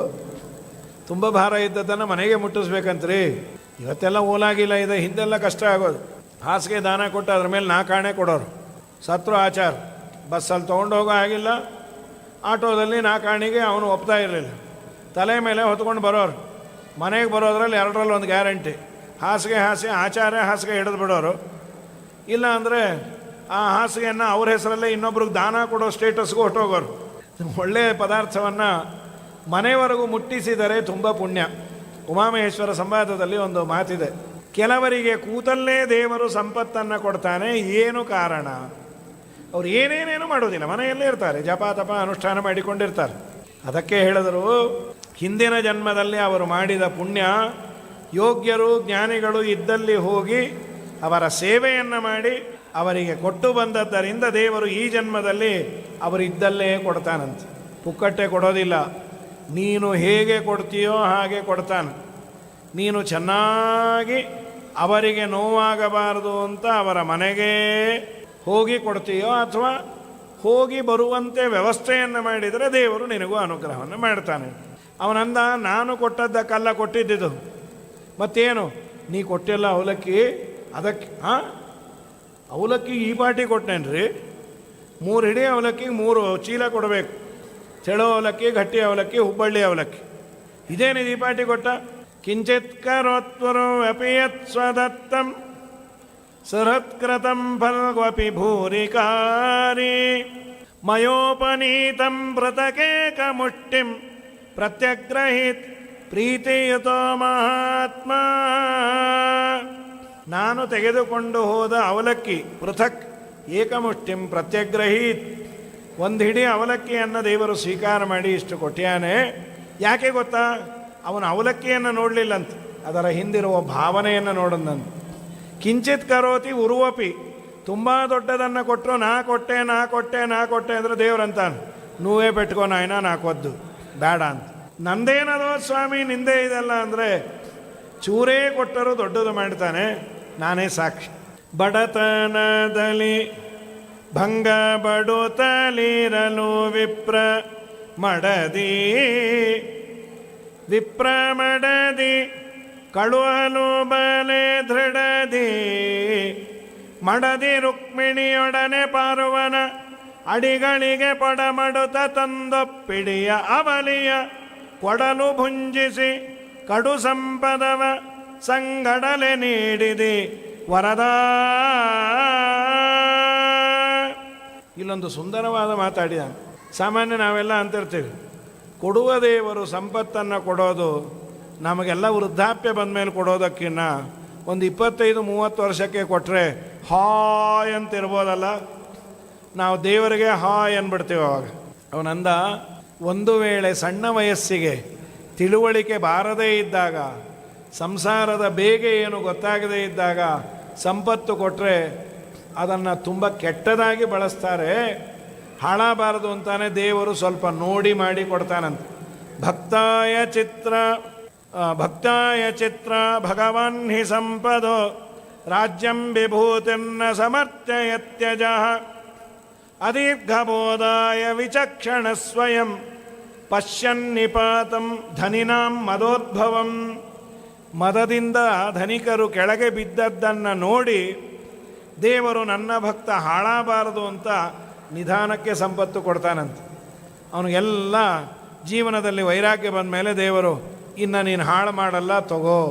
ಭಕ್ತಾಯ ಚಿತ್ರ ಹಿಂದೆಲ್ಲ ಹಾಗೆ ಇರೋದು. ಅಪ್ಪ ಮಗನಿಗೆ ತಿಳುವಳಿಕೆ ಬಂದ ಮೇಲೆ ತಂದೆಲ್ಲ ಸಂಪತ್ತನ್ನು ಹೇಳೋನು, ಮೊದಲೇ ಹೇಳಿಬಿಟ್ರೆ ಹಾಳು ಮಾಡಿಬಿಡ್ತಾನೆ.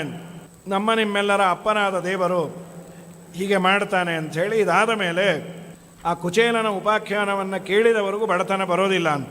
ನಂತರದಲ್ಲಿ ಬರುವಂಥದ್ದು ಅರ್ಜುನರಿಗೆ ಅಹಂಕಾರ ಬಂದಿತ್ತು. ಒಂದೇ ದಿವಸದ ಒಂದು ಅಶ್ವಮೇಧ ರಾಜಸೂಯ ಯಾಗ. ಅದೇನ್ರಿ ಒಂದೇ ದಿವಸದಲ್ಲಿ ಊರೆಲ್ಲ ಓಡಿ ಬರಬೇಕದು ಕುದುರೆ. ಮಧ್ವಾಚಾರ್ಯರ ತಾತ್ಪರ್ಯದಲ್ಲಿ ಹೇಳಿದ್ರು, ಮನೋವೇಗದಲ್ಲಿ ಓಡಿ ಬಂತಂಥದ್ದು. ಕುದುರೆ ಅನ್ನೋದರಲ್ಲಿ ಬೇರೆ ದೇಶಕ್ಕೆ ಕೊಟ್ಟೋಗಿರೋದು, ಅಂತೂ ಬಂತದು. ಬಂದ ಮೇಲೆ ದೇವರು ಯಜ್ಞವನ್ನು ಮಾಡ್ತಾ ಇದ್ದಾನೆ ಕೃಷ್ಣ.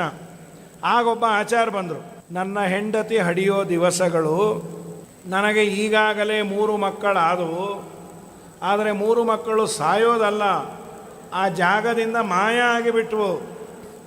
ದಯಮಾಡಿ ಕೃಷ್ಣನ ಹತ್ತಿರ ನಾನು ಈ ಮಗುನಾದರೂ ಉಳಿಸು ಅಂತ ಕೇಳಕ್ಕೆ ಬಂದಿದ್ದೇನೆ. ಅರ್ಜುನ ಅಂದ, ಕೃಷ್ಣ ಅಲ್ಲಿ ಯಜ್ಞ ಕೂತಿದ್ದಾರೆ, ನಾವ್ಯಾರು ಗೊತ್ತಾ ಅಂತ. ನೀನು ಗೊತ್ತು, ಅರ್ಜುನ ಅಲ್ವಾ? ಕೃಷ್ಣ ನಮ್ಮ ಡ್ರೈವರು, ನಾವು ಸಾಮಾನ್ಯ ಅಲ್ಲ, ಗಾಂಧೀವಿ. ನೀನೇನಾದರೂ ಇರಬಹುದು, ನನ್ನ ಮಗುವನ್ನು ಉಳಿಸ್ಲಿಕ್ಕೆ ನಿಂಗೆ ಆಗಲ್ಲ. ಏನಾಚಾರಿ, ಏನು ತಿಳ್ಕೊಂಡಿದ್ದೀರಿ? ನಿನ್ನ ಮಗನನ್ನು ನಾನು ಉಳಿಸ್ಲಿಲ್ಲ ಅಂದರೆ ನಾನು ಅಗ್ನಿ ಪ್ರವೇಶ ಮಾಡ್ತೇನೆ.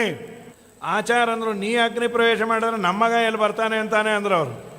ಈ ಪೆದ್ದಾಗಿ ಏನೇನೋ ಪ್ರತಿಜ್ಞೆ ಮಾಡಿದ್ರೆ ಅದಾಗೋದಿಲ್ಲ. ನಿನಗೆ ಎಲೆ ಸಿಗಲಿಲ್ಲ ಅಂದರೆ ನಾನು ಭಕ್ಷ್ಯ ತಿನ್ನಲ್ಲ. ನೀ ಭಕ್ಷ್ಯ ಬಿಟ್ಟರೆ ನನಗೇನು ಬಂತು? ಕೃಷ್ಣ ಅಂದ, ಅರ್ಜುನ ನೋಡಿ ಮಾಡಿ ಪ್ರತಿಜ್ಞೆ ಮಾಡು. ಜಯದ್ರಥನ ಕಾಲಕ್ಕೆ ಹೀಗೆ ಆಗಿತ್ತು. ಕೃಷ್ಣ, ಆ ಆಚಾರಕ್ಕೆ ಗೊತ್ತಿಲ್ಲ ಅಂದರೆ ನಿಂಗೆ ಗೊತ್ತಿಲ್ವಾ ನನ್ನ ಸಾಮರ್ಥ್ಯ? ಗೊತ್ತಿದ್ದಕ್ಕೆ ಹೇಳಿದ್ದು ಅಂದ. ಇಲ್ಲ ಇಲ್ಲ, ನಾನು ಉಳಿಸ್ತೇನೆ. ಅವರ ಮನೆಗೆ ಬಂದು ಶರಪಂಜರ, ಬಾಣ ಬಿಟ್ಟರೆ ಒಂದು ಇರುವೆ ಒಳಗೆ ಹೋಗಬಾರ್ದು, ಆ ಥರ. ಇನ್ನೇನು ಹಡಿಯುವ ಸಮಯ ಬಂತು, ಹಡದ್ಲು. ಮಗು ಅತ್ತ ರೋದನ ಕೇಳಿಸ್ತು, ರೋದನ ಇಲ್ಲ. ಬ್ರಾಹ್ಮಣಂಗೆ ಡೌಟ್ ಬಂತು, ಅರ್ಜುನಂಗೂ ಭಯ ಆಯಿತು. ಇನ್ನೇನು ಕುಂಡವೇ ಗಟ್ಟಿನೋ ಏನೋ. ಒಳಗೆ ನೋಡ್ತಾರೆ, ಮಗು ಇಲ್ಲ. ಆ ಆಚಾರ ಬೈದರು. ಅರ್ಜುನ ಅಂದ, ನಿಮ್ಮ ಹತ್ರ ಬೈಸ್ಕೊಂಬೋದ್ರಕ್ಕಿನ್ನ ಕುಂಡಕ್ಕೆ ಹಾರ್ಕೊಂಬೋದೇ ಒಳ್ಳೇದಪ್ಪ. ಎಷ್ಟು ಬೈಗಳು ನಿಮಗೆ. ಕೃಷ್ಣನ ಹತ್ರ ಬಂದ, ಕೃಷ್ಣ ಕುಂಡಕ್ಕೆ ಹಾರಲ್ಲ ಅಂತೂ ಹಾಗೆ ಹೋಗಿ ಏನೋ ಮಾಡ್ತೀವ. ಆಚಾರನ್ನ ಅರ್ಜುನನ್ನ ಕರ್ಕೊಂಡು ಹೋಗಿ ಲೋಕಾಲೋಕ ಪರ್ವತವನ್ನು ದಾಟಿ, ಅಲ್ಲಿ ತಮಸ್ಸು ಇತ್ತು. ತಮಸ್ಸನ್ನು ಭಗವಂತ ಚಕ್ರದಿಂದ ಕತ್ತರಿಸಿ ಅನ್ನೋದಕ್ಕೆ ನಮ್ಮಲ್ಲಿ ತಮಸ್ಸನ್ನು ದ್ರವ್ಯ ಅಂತ ಕರೆದರು. ಅದೊಂದು ಆಬ್ಜೆಕ್ಟ್. ಯಾಕೆ ಕತ್ತರಿಸಿದಾನ ದೇವರು ತಮಸ್ಸನ್ನು? ನೈಯಾಯಿಕರು ಬೆಳಕಿನ ಅಭಾವವೇ ತಮಸ್ಸು ಅಂತಾರೆ. ಬೆಳಕು ಬಂದರೆ ಕತ್ತಲು ಹೋಗೋದರಿಂದ ಬೆಳಕಿಲ್ಲದೆ ಇರುವ ಸ್ಟೇಟಸ್ಸೇ ಕತ್ತಲು ಅಂದರು. ಶ್ರೀಮದಾಚಾರ್ಯಂದರು ತಮಸ್ಸು ಅದೊಂದು ಬೇರೆ ದ್ರವ್ಯವೇ ಅಲ್ಲ. ದ್ರವ್ಯಕ್ಕೆ ಅರ್ಥಕ್ರಿಯಾಕಾರಿತ್ವ ಇಲ್ಲಲ್ಲ. ದೇವರು ಕಟ್ ಮಾಡಿದಾನಲ್ಲ, ಕೇಕ್ ಕಟ್ ಮಾಡಿದಾಗ ಮಾಡೋದಂತ ತಮಸ್ಸನ್ನು. ಪ್ರಮಾಣ ಇದೆ ಅಂದರೆ ಒಪ್ಪಬೇಕು. ಹೋಗಿ ವೈಕುಂಠಕ್ಕೆ ಹೋಗಿ ಮೂಲ ರೂಪದ ಜೊತೆ ಸೇರಿ ಆಮೇಲೆ ಈ ಆಚಾರ ಮಗು ಅಲ್ಲೇ ಇತ್ತು. ಇದೊಂದೇ ಅಲ್ಲ, ಅರಿಯರ್ಸ್ 3 ಮಕ್ಕಳು ಇದ್ದು. ಅದು ದೇವರ ಮನೆ ದ್ವಾರಪಾಲಕರಂತೆ. ಅವನ್ನೆಲ್ಲ ಕಟ್ಕೊಂಡು ಆಚಾರ್ಯಗೆ ಏನು ಆನಂದ ಆಯಿತು. ಅರ್ಜುನ ಅಂದ, ಸ್ವಾಮಿ ನೀನು ದೇವರ ಜೊತೆ ಒಳಗೆ ಹೋಗಿದಲ್ಲ, ನೀ ಯಾರು? ಸರ್ವೋತ್ತಮನಾದ ವಿಷ್ಣುನೇ ನಾನು. ನೀ ಆಗಾಗ ಮರ್ತು ಹೋಗ್ತಾ ಇರ್ತೀವಿ ಮರಗೂಳಿ ಅಂಥೇಳಿ ದೇವರು ಅರ್ಜುನನಿಗೆ ತನ್ನನ್ನು ತೋರಿಸಿ, ಇದಾದ ಮೇಲೆ ವಿಶೇಷವಾಗಿ ದಂತವಕ್ತ್ರನ ಕಥೆ ಇದೆ. ಸಾಮಾನ್ಯವಾಗಿ ಹಿರಣ್ಯಾಕ್ಷ ಹಿರಣ್ಯಕಶ್ಯಪು ಅಣ್ಣ ತಮ್ಮಂದರು, ಅವರ ಕಥೆ ಗೊತ್ತು. ರಾವಣ ಕುಂಭಕರ್ಣದು ಗೊತ್ತು. ಈ ಶಿಶುಪಾಲ ದಂತವಕ್ತ್ರ ಅಣ್ಣ ತಮ್ಮಂದ್ರಲ್ಲ, ಅದೇ ಸಮಸ್ಯೆ ಆಗಿದ್ದು. ಶಿಶುಪಾಲ ಬೇರೆಯವರಲ್ಲಿ ಹುಟ್ಟಿದ್ದು, ದಂತವಕ್ತ್ರ ಬೇರೆಯವರಲ್ಲಿ ಹುಟ್ಟಿದ್ದು. ಕೃಷ್ಣ ಬಂದದ್ದು ಆ ಜಯ ವಿಜಯರ ಶಾಪವನ್ನು ಮೋಚನೆ ಮಾಡಲಿಕ್ಕೆ. ಅದರ ಬಗ್ಗೆ ಹೇಳ್ತಾರೆ. ಉದ್ವಾಪನಾ ಸ್ನಾನಹೇತೋ ಯಮುನಾ ತೀರಮಾಗತಂ ಸಮಾಪ್ಯ ಯಜ್ಞಂ ವಿಧಿವತೆ. ದೇವರು ಯಜ್ಞವನ್ನೆಲ್ಲ ಮುಗಿಸಿ ತಾನು ಯಮುನಾ ತೀರಕ್ಕೆ ಬಂದ, ಅವಭೃತ ಸ್ನಾನ ಮಾಡಬೇಕು ಅಂತ. ಅಲ್ಲಿ ಸೋ ಅಭ್ಯೇತ್ಯ ಪತಿಗಚ್ಚಂತಂ ವೃತಂ ಯದು ಕುಮಾರಕೈ ದಂತವಕ್ತ್ರೋರು ಅರುಣನ್ಮೂಢೋ ಮೃಗೇಂದ್ರಂ ಜಂಬುಕೋ ಯಥಾ. ಈ ದಂತವಕ್ತ್ರ ಅಲ್ಲಿಗೆ ಬಂದ್ಯಾನ.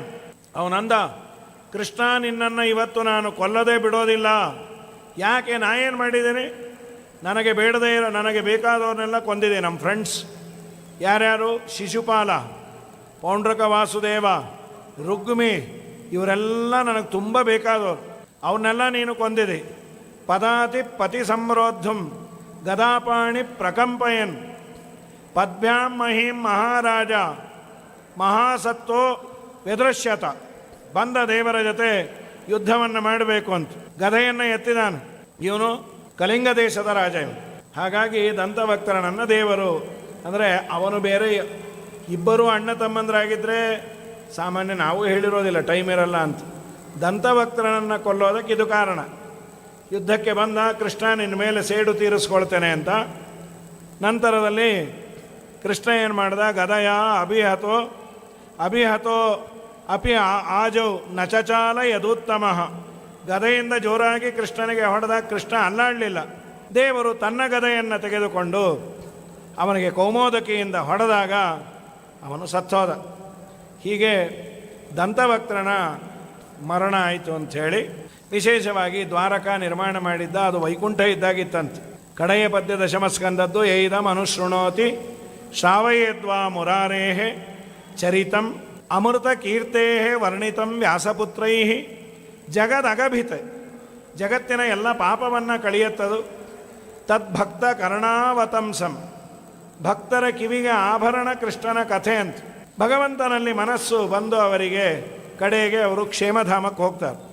ಕ್ಷೇಮಧಾಮ ಅಂದರೆ ವೈಕುಂಠ, ಕ್ಷೇಮಧಾಮಕ್ಕೆ ಹೋಗ್ತಾನೆ ಅಂತ. ಇದಾದ ಮೇಲೆ ಏಕಾದಶ ಸ್ಕಂದ ಭಾಗವತ ಪ್ರಾರಂಭ ಆಗತ್ತೆ. ಏಕಾದಶ ಸ್ಕಂದ ಭಾಗವತದಲ್ಲಿ ವಸುದೇವರಿಗೂ ನಾರದನಿಗೂ ಸಂವಾದ ಶುರು ಆಗತ್ತೆ. ಪ್ರಾರಂಭದಲ್ಲೇ ಕೇಳೋದೇನೆಂದರೆ, ಯಾದವರೆಲ್ಲ ಹೊಡೆದಾಡಿಕೊಂಡು ಸತ್ರಲ್ಲ ಯಾಕೆ?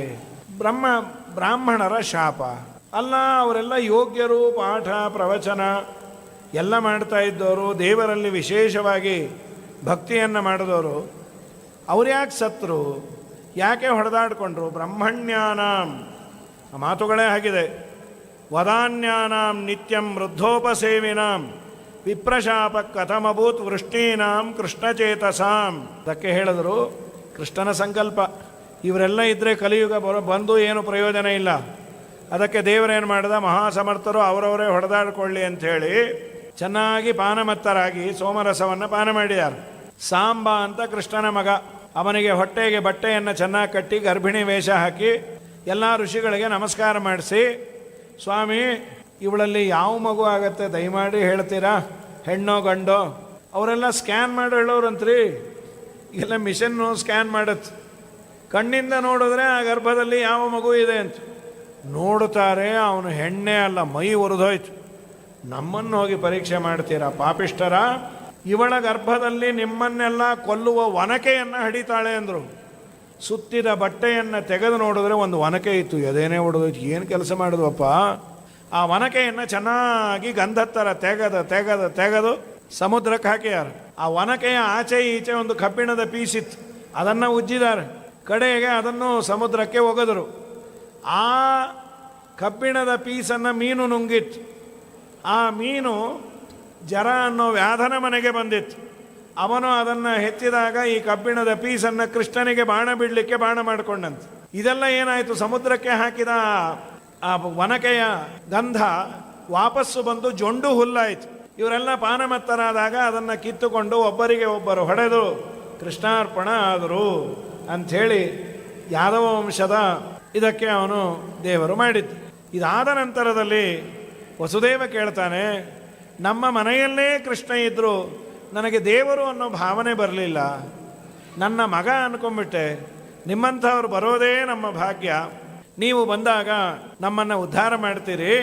ದಯಮಾಡಿ ಕೃಷ್ಣನ ಕಥೆಯನ್ನು ಹೇಳಿ. ಭಜಂತಿಯೇ ಯಥಾ ದೇವಾನ್ ದೇವಾಪಿ ತಥೈವ ತಾನ್ ಛಾಯೇವ ಕರ್ಮ ಸಚಿವಾಹ ಸಾಧವೋ ದೀನವತ್ಸಲಾಹ. ಒಂದು ಸುಂದರವಾದ ಮಾತು. ಆಚಾರ್ಯರ ತಾತ್ಪರ್ಯ ಇಲ್ಲ ಅಂದರೆ ಗೊತ್ತೇ ಆಗೋದಿಲ್ಲ. ಭೂತಾನಾಂ ದೇವಚರಿತಂ ದುಃಖಾಯ ಚ ಸುಖಾಯ ಚ ಸುಖಾಯೈವ ಹಿ ಸಾಧೂನಾಂ ತ್ವಾದೃಶಾಂ ಅಚ್ಯುತಾತ್ಮನಾಂ ಅಂತ ಒಂದು ಶ್ಲೋಕ. ಏನು ಗೊತ್ತಾ ಇದರ ಅರ್ಥ? ಅನೇಕ ಜನ ಜ್ಞಾನಿಗಳು ದೇವತೆಗಳು ಎಲ್ಲ ಇದ್ದಾರೆ. ಅವರೆಲ್ಲ ಎಲ್ಲರಿಗೂ ಒಳ್ಳೆಯದು ಮಾಡಬೇಕು ಅಂತಿಲ್ಲ, ಯಾರೋ ಕೆಲವರನ್ನು ಮಾತ್ರ ಉದ್ಧಾರ ಮಾಡ್ತಾರೆ. ಆದರೆ ನಾರದರೇ, ನಿಮ್ಮಂಥವರಿದ್ದೀರಲ್ಲ, ನೀವೆಲ್ಲರನ್ನೂ ಉದ್ಧಾರ ಮಾಡ್ತೀರಿ. ನಿಮ್ಮ ಹೃದಯ ತುಂಬ ವಿಶಾಲವಾದದ್ದು. ಈ ಮಾತಿನಿಂದ ಬರುವ ಅರ್ಥ ಏನು ಅಂದರೆ, ದೇವತೆಗಳಕ್ಕಿಂತ ನಾರದರು ದೊಡ್ಡವರು ಅಂತ ಅನ್ನಿಸ್ಬಿಡತ್ತೆ. ಆಚಾರ್ಯರಂದರು ಹಾಗೆಲ್ಲ ತಿಳಿಬೇಡಿ. ಆತ್ಮನೋ ಭಜನೆ ಬುದ್ಧಿಂ ಉತ್ಪಾದ್ಯ ಫಲದಾಸುರಾಹ. ದೇವತೆಗಳಿಗೆ ಯಾವ ದಾಕ್ಷಿಣ್ಯವೂ ಇಲ್ಲ. ನಾವು ಮಾಡಿದ ಕರ್ಮವನ್ನು ನೋಡಿಯೇ ಅವರು ಫಲ ಕೊಡೋದು. ನಮ್ಮಿಂದ ದೇವರ ಪ್ರೀತಿಗಾಗಿ ಸತ್ಕರ್ಮಗಳನ್ನು ಮಾಡಿಸಿ ಫಲ ಕೊಡ್ತಾರೆ. ಮಾಡಿಲ್ಲ ಅಂದರೆ ಅವ್ರಿಗೆ ಯಾವ ಮುಲಾದಿಲ್ಲ. ಇವನು ಅವ್ರ ಮಗ ಇವ್ರ ಮಗ ಪಾಪ ಗೋಪಿಚಂದನ ಯಾಪಾಟಿ ನಾಮ ಹಾಕ್ಕೊಂಡ್ಯಾನ, ಅದು ಯಾವುದೂ ನೋಡಲ್ಲ. ಸಾಧನೆ ಮಾಡಿದ್ಯಾ ಉದ್ಧಾರ ಮಾಡ್ತೀವಿ, ಇಲ್ಲ ಅಂದರೆ ಇಲ್ಲ. ಉತ್ತಮಾನಾಂ ಜನಾನಂತೂ ನಿಕೃಷ್ಟಾನಾಂ ವಿಪರ್ಯಯ. ಆದರೆ ಈ ಸಾಧು ಸಂತರಿರ್ತಾರಲ್ಲ, ಅವರಿಗೆ ನಮ್ಮ ಕರ್ಮಗಳು ಕಾಣೋದಿಲ್ಲ. ದೇವತೆಗಳಿಗೆ ಕರ್ಮ ಕಾಣುತ್ತೆ, ಅವರೇ ಮಾಡಿಸೋದು. ಇವರು ಹಾಗಲ್ಲ, ಹೃದಯ ಕರಗತ್ತೆ. ಸ್ವಾಮಿ ತುಂಬ ದುಃಖ ಆಗಿದೆ, ಹೌದಾ, ದೇವರು ಒಳ್ಳೇದು ಮಾಡಲಿ ಅಂತ ಕೊಡ್ತಾರೆ. ಅದೇ ದೇವತೆಗಳು, ನಿನ್ನ ಕರ್ಮ ಅಪ್ಪ ಅನುಭವಿಸು. ತಥಾಪಿ ತೇಭ್ಯ ಪ್ರವರ ದೇವ ಏವ ಹರೇ ಪ್ರಿಯಾಹ. ಋಷಿಮುನಿಗಳಕ್ಕಿನ್ನ ದೇವತೆಗಳೇ ಬಹಳ ದೊಡ್ಡವರು. ನಾರದರು ಆ ವರ್ಗಕ್ಕೆ ಸೇರಿದವರು ನೀವು ಬಂದದ್ದರಿಂದ ನಮಗೆ ಒಳ್ಳೇದು ಮಾಡಿ. ಸರಿ, ಜಾಯಂತೆಯೋಪಾಖ್ಯಾನ ಅಂತ ಶುರುವಾಗತ್ತೆ. ತುಂಬ ಸುಂದರವಾದ 9 ಪ್ರಶ್ನೆ 9 ಉತ್ತರ. ಈ ಜಯಂತಿ ಅನ್ನುವ ಲಕ್ಷ್ಮೀದೇವಿಯ ಮಕ್ಕಳು. ಪಂಚಮಸ್ಕಂದ ಭಾಗವತದಲ್ಲಿ ಭರತ ಅಂತೇನು ಚಕ್ರವರ್ತಿ ಇದ್ದ, ಅವನ ತಮ್ಮಂದಿರು 9 ಜನ. ಅವರೆಲ್ಲರೂ ಸನ್ಯಾಸಿಗಳು, ಊರ್ಧ್ವರೇತಸ್ಕರು. ಕವಿರ ಹರಿಹಿ ಪಿಪ್ಪಲಾದಹ ಅವರ ಬಗ್ಗೆ ಇಲ್ಲಿ ಹೇಳ್ತಾ 9 ಜನದ ಬಗ್ಗೆ ಆವಿರ್ಹೋತ್ರೋತ ಧೃಮಿಲಃ ಚಮಸ ಕರಭಾಜನಃ. ಕೆಲವರ ಹೆಸರಂತೂ ಹೆಸರಿಗೆ ತಕ್ಕಾಗಿ ಇದೆ. ಕವಿರ ಹರಿರ ಅಂತರಿಕ್ಷ ಪ್ರಬುದ್ಧ ಪಿಪ್ಪಲಾಯನಃ ಆವಿರ್ಹೋತ್ರೋತ ಧೃಮಿಲಃ ಚಮಸಃ ಕರಭಾಜನಃ. ಕರಭಾಜನ ಅನ್ನೋನು ದೇವರ ಮಹಿಮೆಯನ್ನು ಹೇಳ್ತಾ ಇದ್ರೆ ಅವನ ಕೈಯಲ್ಲಿ ದೇವರು ಕುಣಿಯೋರಂತ್ರಿ. ದೇವರನ್ನು ನೋಡಿಕೊಂಡು ದೇವರ ಮಹಿಮೆಯನ್ನು ಹೇಳೋರಂತೆ. ನಮಗೆಲ್ಲ ಅನಿಸುತ್ತೆ ಇದೆಲ್ಲ ಸಾಧ್ಯವಾ ಅಂತ. ನಂಬಿಕೆ ಮುಖ್ಯ, ಸಾಧನೆ ಮುಖ್ಯ. ಉತ್ತರಾದಿ ಮಠದ ಪರಂಪರೆಯಲ್ಲಿ ಬಂದವರು ಸತ್ಯಪೂರ್ಣ ತೀರ್ಥ ಶ್ರೀಪಾದಂಗಳವರು. ಆ ಪುಣ್ಯಾತ್ಮರು ಪೂರ್ವಾಶ್ರಮದಲ್ಲಿ ಒಂದೆಲ್ಲೋ ಭಾಗವತದ ಯಜ್ಞ ನಡೀತಾ ಇತ್ತು. ಅಲ್ಲಿಗೆ ಹೋಗಿದ್ದು. ದೊಡ್ಡ ಬ್ಯಾನರ್, ಭಾಗವತ ಅಪರೂಪದ ಭಾಗವತ ಹೇಳುವ ಆಚಾರ್ಯರು ತುಂಬ ಪ್ರಸಿದ್ಧರು. ನೂರಾರು ಭಾಗವತದ ಮಂಗಲ ಮಾಡಿದವರು. ಏನೋ ಕೇಳುವ ಅಂತ ಭಕ್ತಿಯಿಂದಲೇ ಬಂದಿದ್ದರು. ಆ ಆಚಾರ್ಯರು ಒಂದೂ ಭಾಗವತದ ಕಥೆಯನ್ನೇ ಹೇಳ್ತಾ ಇಲ್ಲ. ಕೇಳೋರೆಲ್ಲ ಆನಂದ ಪಡ್ತಾ ಇದ್ದಾರೆ, ಇವರು ಹೇಳ್ತಾನೇ ಇದ್ದಾರೆ. ಸತ್ಯಪೂರ್ಣ ತೀರ್ಥರು ಎದ್ದು ನಿಂತರಂತೆ. ದಯಮಾಡಿ ಆಚಾರ್ಯರೇ, ನಾನು ತಪ್ಪು ಹೇಳ್ತೇನೆ ಅಂತ ತಪ್ಪು ತಿಳಿಬೇಡಿ. ಒಂದಾ ಭಾಗವತ ಹೇಳಿ, ಇಲ್ಲ ಬ್ಯಾನರ್ ಆದರೂ ಚೇಂಜ್ ಮಾಡಿ. ಏನಂತ? ಆಚಾರ್ಯರ ಉಪನ್ಯಾಸ, ಸಬ್ಜೆಕ್ಟು ಅವರ ತಲೆಗೆ ತೋಚಿದ್ದು. ಇದು ಕೃಷ್ಣನಿಗೆ ದ್ರೋಹ. ಏನಂತೀರಿ? ನನ್ನಂಥವನನ್ನು ನೀವು ಹೀಗೆ ಅನ್ಬೋದ? ನೂರಾರು ಮಂಗಳ ಮಾಡಿದ್ದೇನೆ, ಕೇಳ್ರಿ ಅವರನ್ನು. ಪಾಪ ಬಂದವರೆಲ್ಲ ನಾನು 100 ಮಂಗಳಕ್ಕೆ ಹೋಗಿನ್ರಿ, ಇದೇ ಹೇಳಿದ್ದಾರೆ. ನಿಮ್ಮ ಕರ್ಮ ಅಂದರು. 100 ಮಂಗಳವೂ ಇದೇ ಕೇಳಿದಿರಿ. ಸತ್ಯಪೂರ್ಣರಂದರು ಇದು ಅಲ್ಲ, ಇದು ಕೃಷ್ಣನಿಗೆ ಸಮ್ಮತ ಅಲ್ಲ. ಅವರಂದರು ಅಲ್ಲ ಅಂತ ಹೇಗಂತೀರಿ ನೀವು?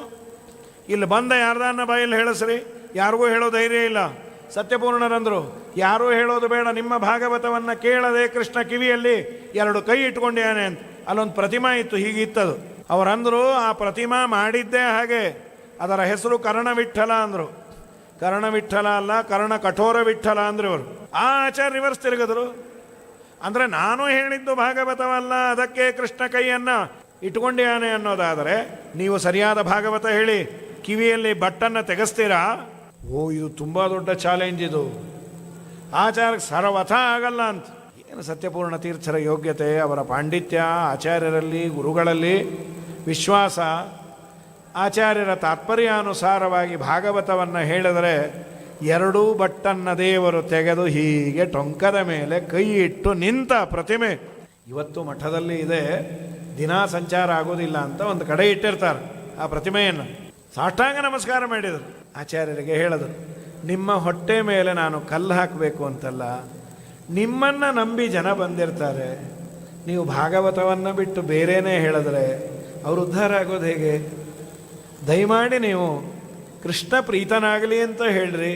ನಾವಾಡುವ ಮಾತನ್ನು ಬರೀ ಬಂದವರು ಕೇಳೋದಲ್ಲ, ತತ್ವಾಭಿಮಾನಿ ದೇವತೆಗಳು ಕೇಳ್ತಿರ್ತಾರೆ. ಸುಮಧ್ವ ವಿಜಯದಲ್ಲಿ ಮಧ್ವಾಚಾರ್ಯರ ಅಪ್ಪನ ಬಗ್ಗೆ ಡೇಟಾ ಹೇಳಿದ್ರು.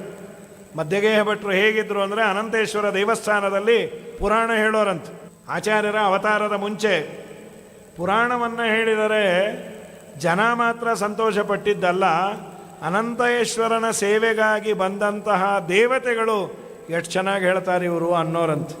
ಹಾಗಾದರೆ ಕಾಣದ ದೇವತೆಗಳು ನಮಗೆ ಹರಿಸಬೇಕು. ಭಾಗವತದ 1-2 ಮಾತನ್ನು ಒಬ್ಬ ಹಿರಿಯ ವಿದ್ವಾಂಸರು ಹೇಳಿದರು. ಕೇಳುವವರಿಗೆ ಅರ್ಥ ಆಗಬೇಕು, ಕೇಳುವವರಿಗೆ ಬೇಜಾರಾಗಬಾರದು, ಅದು ಉದ್ದೇಶ ಸರಿ. ಆದರೆ ಭಾಗವತವನ್ನೇ ಹೇಳಿ ಸಂತೋಷಪಡಿಸೋದು ಬಿಟ್ಟು ಬೇರೆಯನ್ನೇ ಹೇಳಿದ್ರೆ ನಿಮ್ಮ ಮನೆಗೆ ನೀವೇನು ತೊಗೊಂಡು ಹೋಗ್ತೀರಿ ಪ್ಯಾಕೇಜ್ ಅಂದರು. ಹಾಗೆ ಮಾಡಬೇಡಿ ಅಂತ. ಅದು ಒಳ್ಳೆಯ ಅಲಾರಮ್ ನಮಗೆಲ್ಲ. ಕೇಳುವವರು ನಿಮ್ಮ ಮಾತನ್ನು ನಂಬಿರ್ತಾರೆ. ನೀವು ಅಲ್ಲಿದ್ದದ್ದನ್ನು ಸ್ವಲ್ಪ ಹೊತ್ತು ಹೇಳಿ, ಏನೋ ಜಾಮಿತಾ ದೋಷ ಪರಿಹಾರಾರ್ಥವಾಗಿ 1-2 ಹೇಳಿದ್ರೆ ಅಡ್ಡಿ ಇಲ್ಲ. ಬರೀ ಅದೇ ಆದರೆ ಸಾರ್ಥಾನಾಂ ತಸ್ಕರ ಭಾವ ಅಂತ ಬರೀ ಅದು ವ್ಯಾಪಾರಿಗಳಕ್ಕಿಂತ ಕಳ್ಳರೇ ಜಾಸ್ತಿ ಆದರು ಅಂತ ಆಗಬಾರ್ದು ಅಂತ. ಪ್ರಕೃತದಲ್ಲಿ ಈ 9 ಜನ ಕವಿ, ಹರಿ, ಅಂತರಿಕ್ಷ, ಪ್ರಬುದ್ಧ, ಪಿಪ್ಪಲಾಯನ ಅವರೆಲ್ಲರೂ ನಿಮಿ ಅನ್ನುವ ರಾಜನ ಆಸ್ಥಾನಕ್ಕೆ ಬಂದರು. ಅಲ್ಲೊಂದು ಜ್ಞಾನಸತ್ರ. ಆ ಜ್ಞಾನಸತ್ರದಲ್ಲಿ ನಿಮಿರಾಜ ಎದ್ದು ಬಂದು ಇವರ ಪಾದವನ್ನು ತೊಳೆದು ಒಂದೆರಡು ಮಾತಾಡ್ತಾನೆ. ಮನುಷ್ಯ ದೇಹವೇ ದುರ್ಲಭ, ಯಾಕೆ ಅಂದರೆ ನೀರ ಮೇಲಿನ ಗುಳ್ಳೆಯಂತೆ ಯಾವತ್ತು ಬೇಕಾದರೆ ಒಡಿಬೋದದು. ದೇಹಿನಾಂ ಕ್ಷಣಭಂಗುರ, ಕ್ಷಣಭಂಗುರ ಅಂದರೆ ನೀರ ಮೇಲಿನ ಗುಳ್ಳೆ ಅಂತ ದಾಸರ ಪದ್ಯ ಇದೆ. ಆ ಮನುಷ್ಯ ಜನ್ಮ ಬಂತು ಅಂತ ಬೆಂತಟ್ಕೋತಾ ಕೂತಿರಬೇಡ. ತತ್ರಾಪಿ ದುರ್ಲಭಮ್ಮನ್ನೇ, ಅಲ್ಲೂ ದುರ್ಲಭ ಯಾವುದು ಗೊತ್ತಾ? ದೇವರಿಗೆ ಬೇಕಾದ ಸಜ್ಜನರ ಸಹವಾಸ ತುಂಬ ದುರ್ಲಭ. ಪ್ರಾಯ ನಮಗಿದು ಆಶ್ಚರ್ಯ ಅನಿಸತ್ತೆ. ಇದಾದ ಮೇಲೆ ಏನೋ ಈ ಲೋಕದಲ್ಲಿ ಎಲ್ಲೋ ನನಗೆ ಮನಸ್ಸು ಬರತ್ತೋ ಬಿಡತ್ತೋ, ಹಣ ಇದೆ ಅಂತಾದರೆ ಎಲ್ಲೆಲ್ಲೋ ಆಶ್ರಮಗಳಿದೆ ನೋಡ್ಕೊಳ್ತಾರೆ, ಆಯ್ತು. ಪರಲೋಕದಲ್ಲಿ ಏನೇನಾಗತ್ತೋ, ನಾನು ಏನು ಸಾಧನೆ ಮಾಡಿದೆನೋ ನನಗೆ ಗೊತ್ತಿಲ್ಲ, ಯಾವುದು ಪುಣ್ಯವೋ ಯಾವುದು ಪಾಪವೋ ಗೊತ್ತಿಲ್ಲ.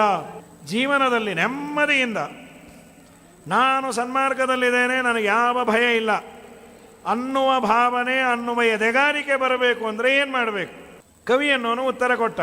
ಮನ್ನೇ ಅಕುತಚಿತ್ ಭಯಂ ಅಚ್ಯುತಸ್ಯ ಪಾದಾಂಬುಜೋಪಾಸನಮತ್ರ ನಿತ್ಯಂ ಉದ್ವಿಗ್ನ ಬುದ್ಧೇಹೇ ಅಸತಿ ಆತ್ಮಭಾವಾತ್ ವಿಶ್ವಾತ್ಮನ ಯತ್ರ ನಿವರ್ತತೆ ಭೀಹಿ.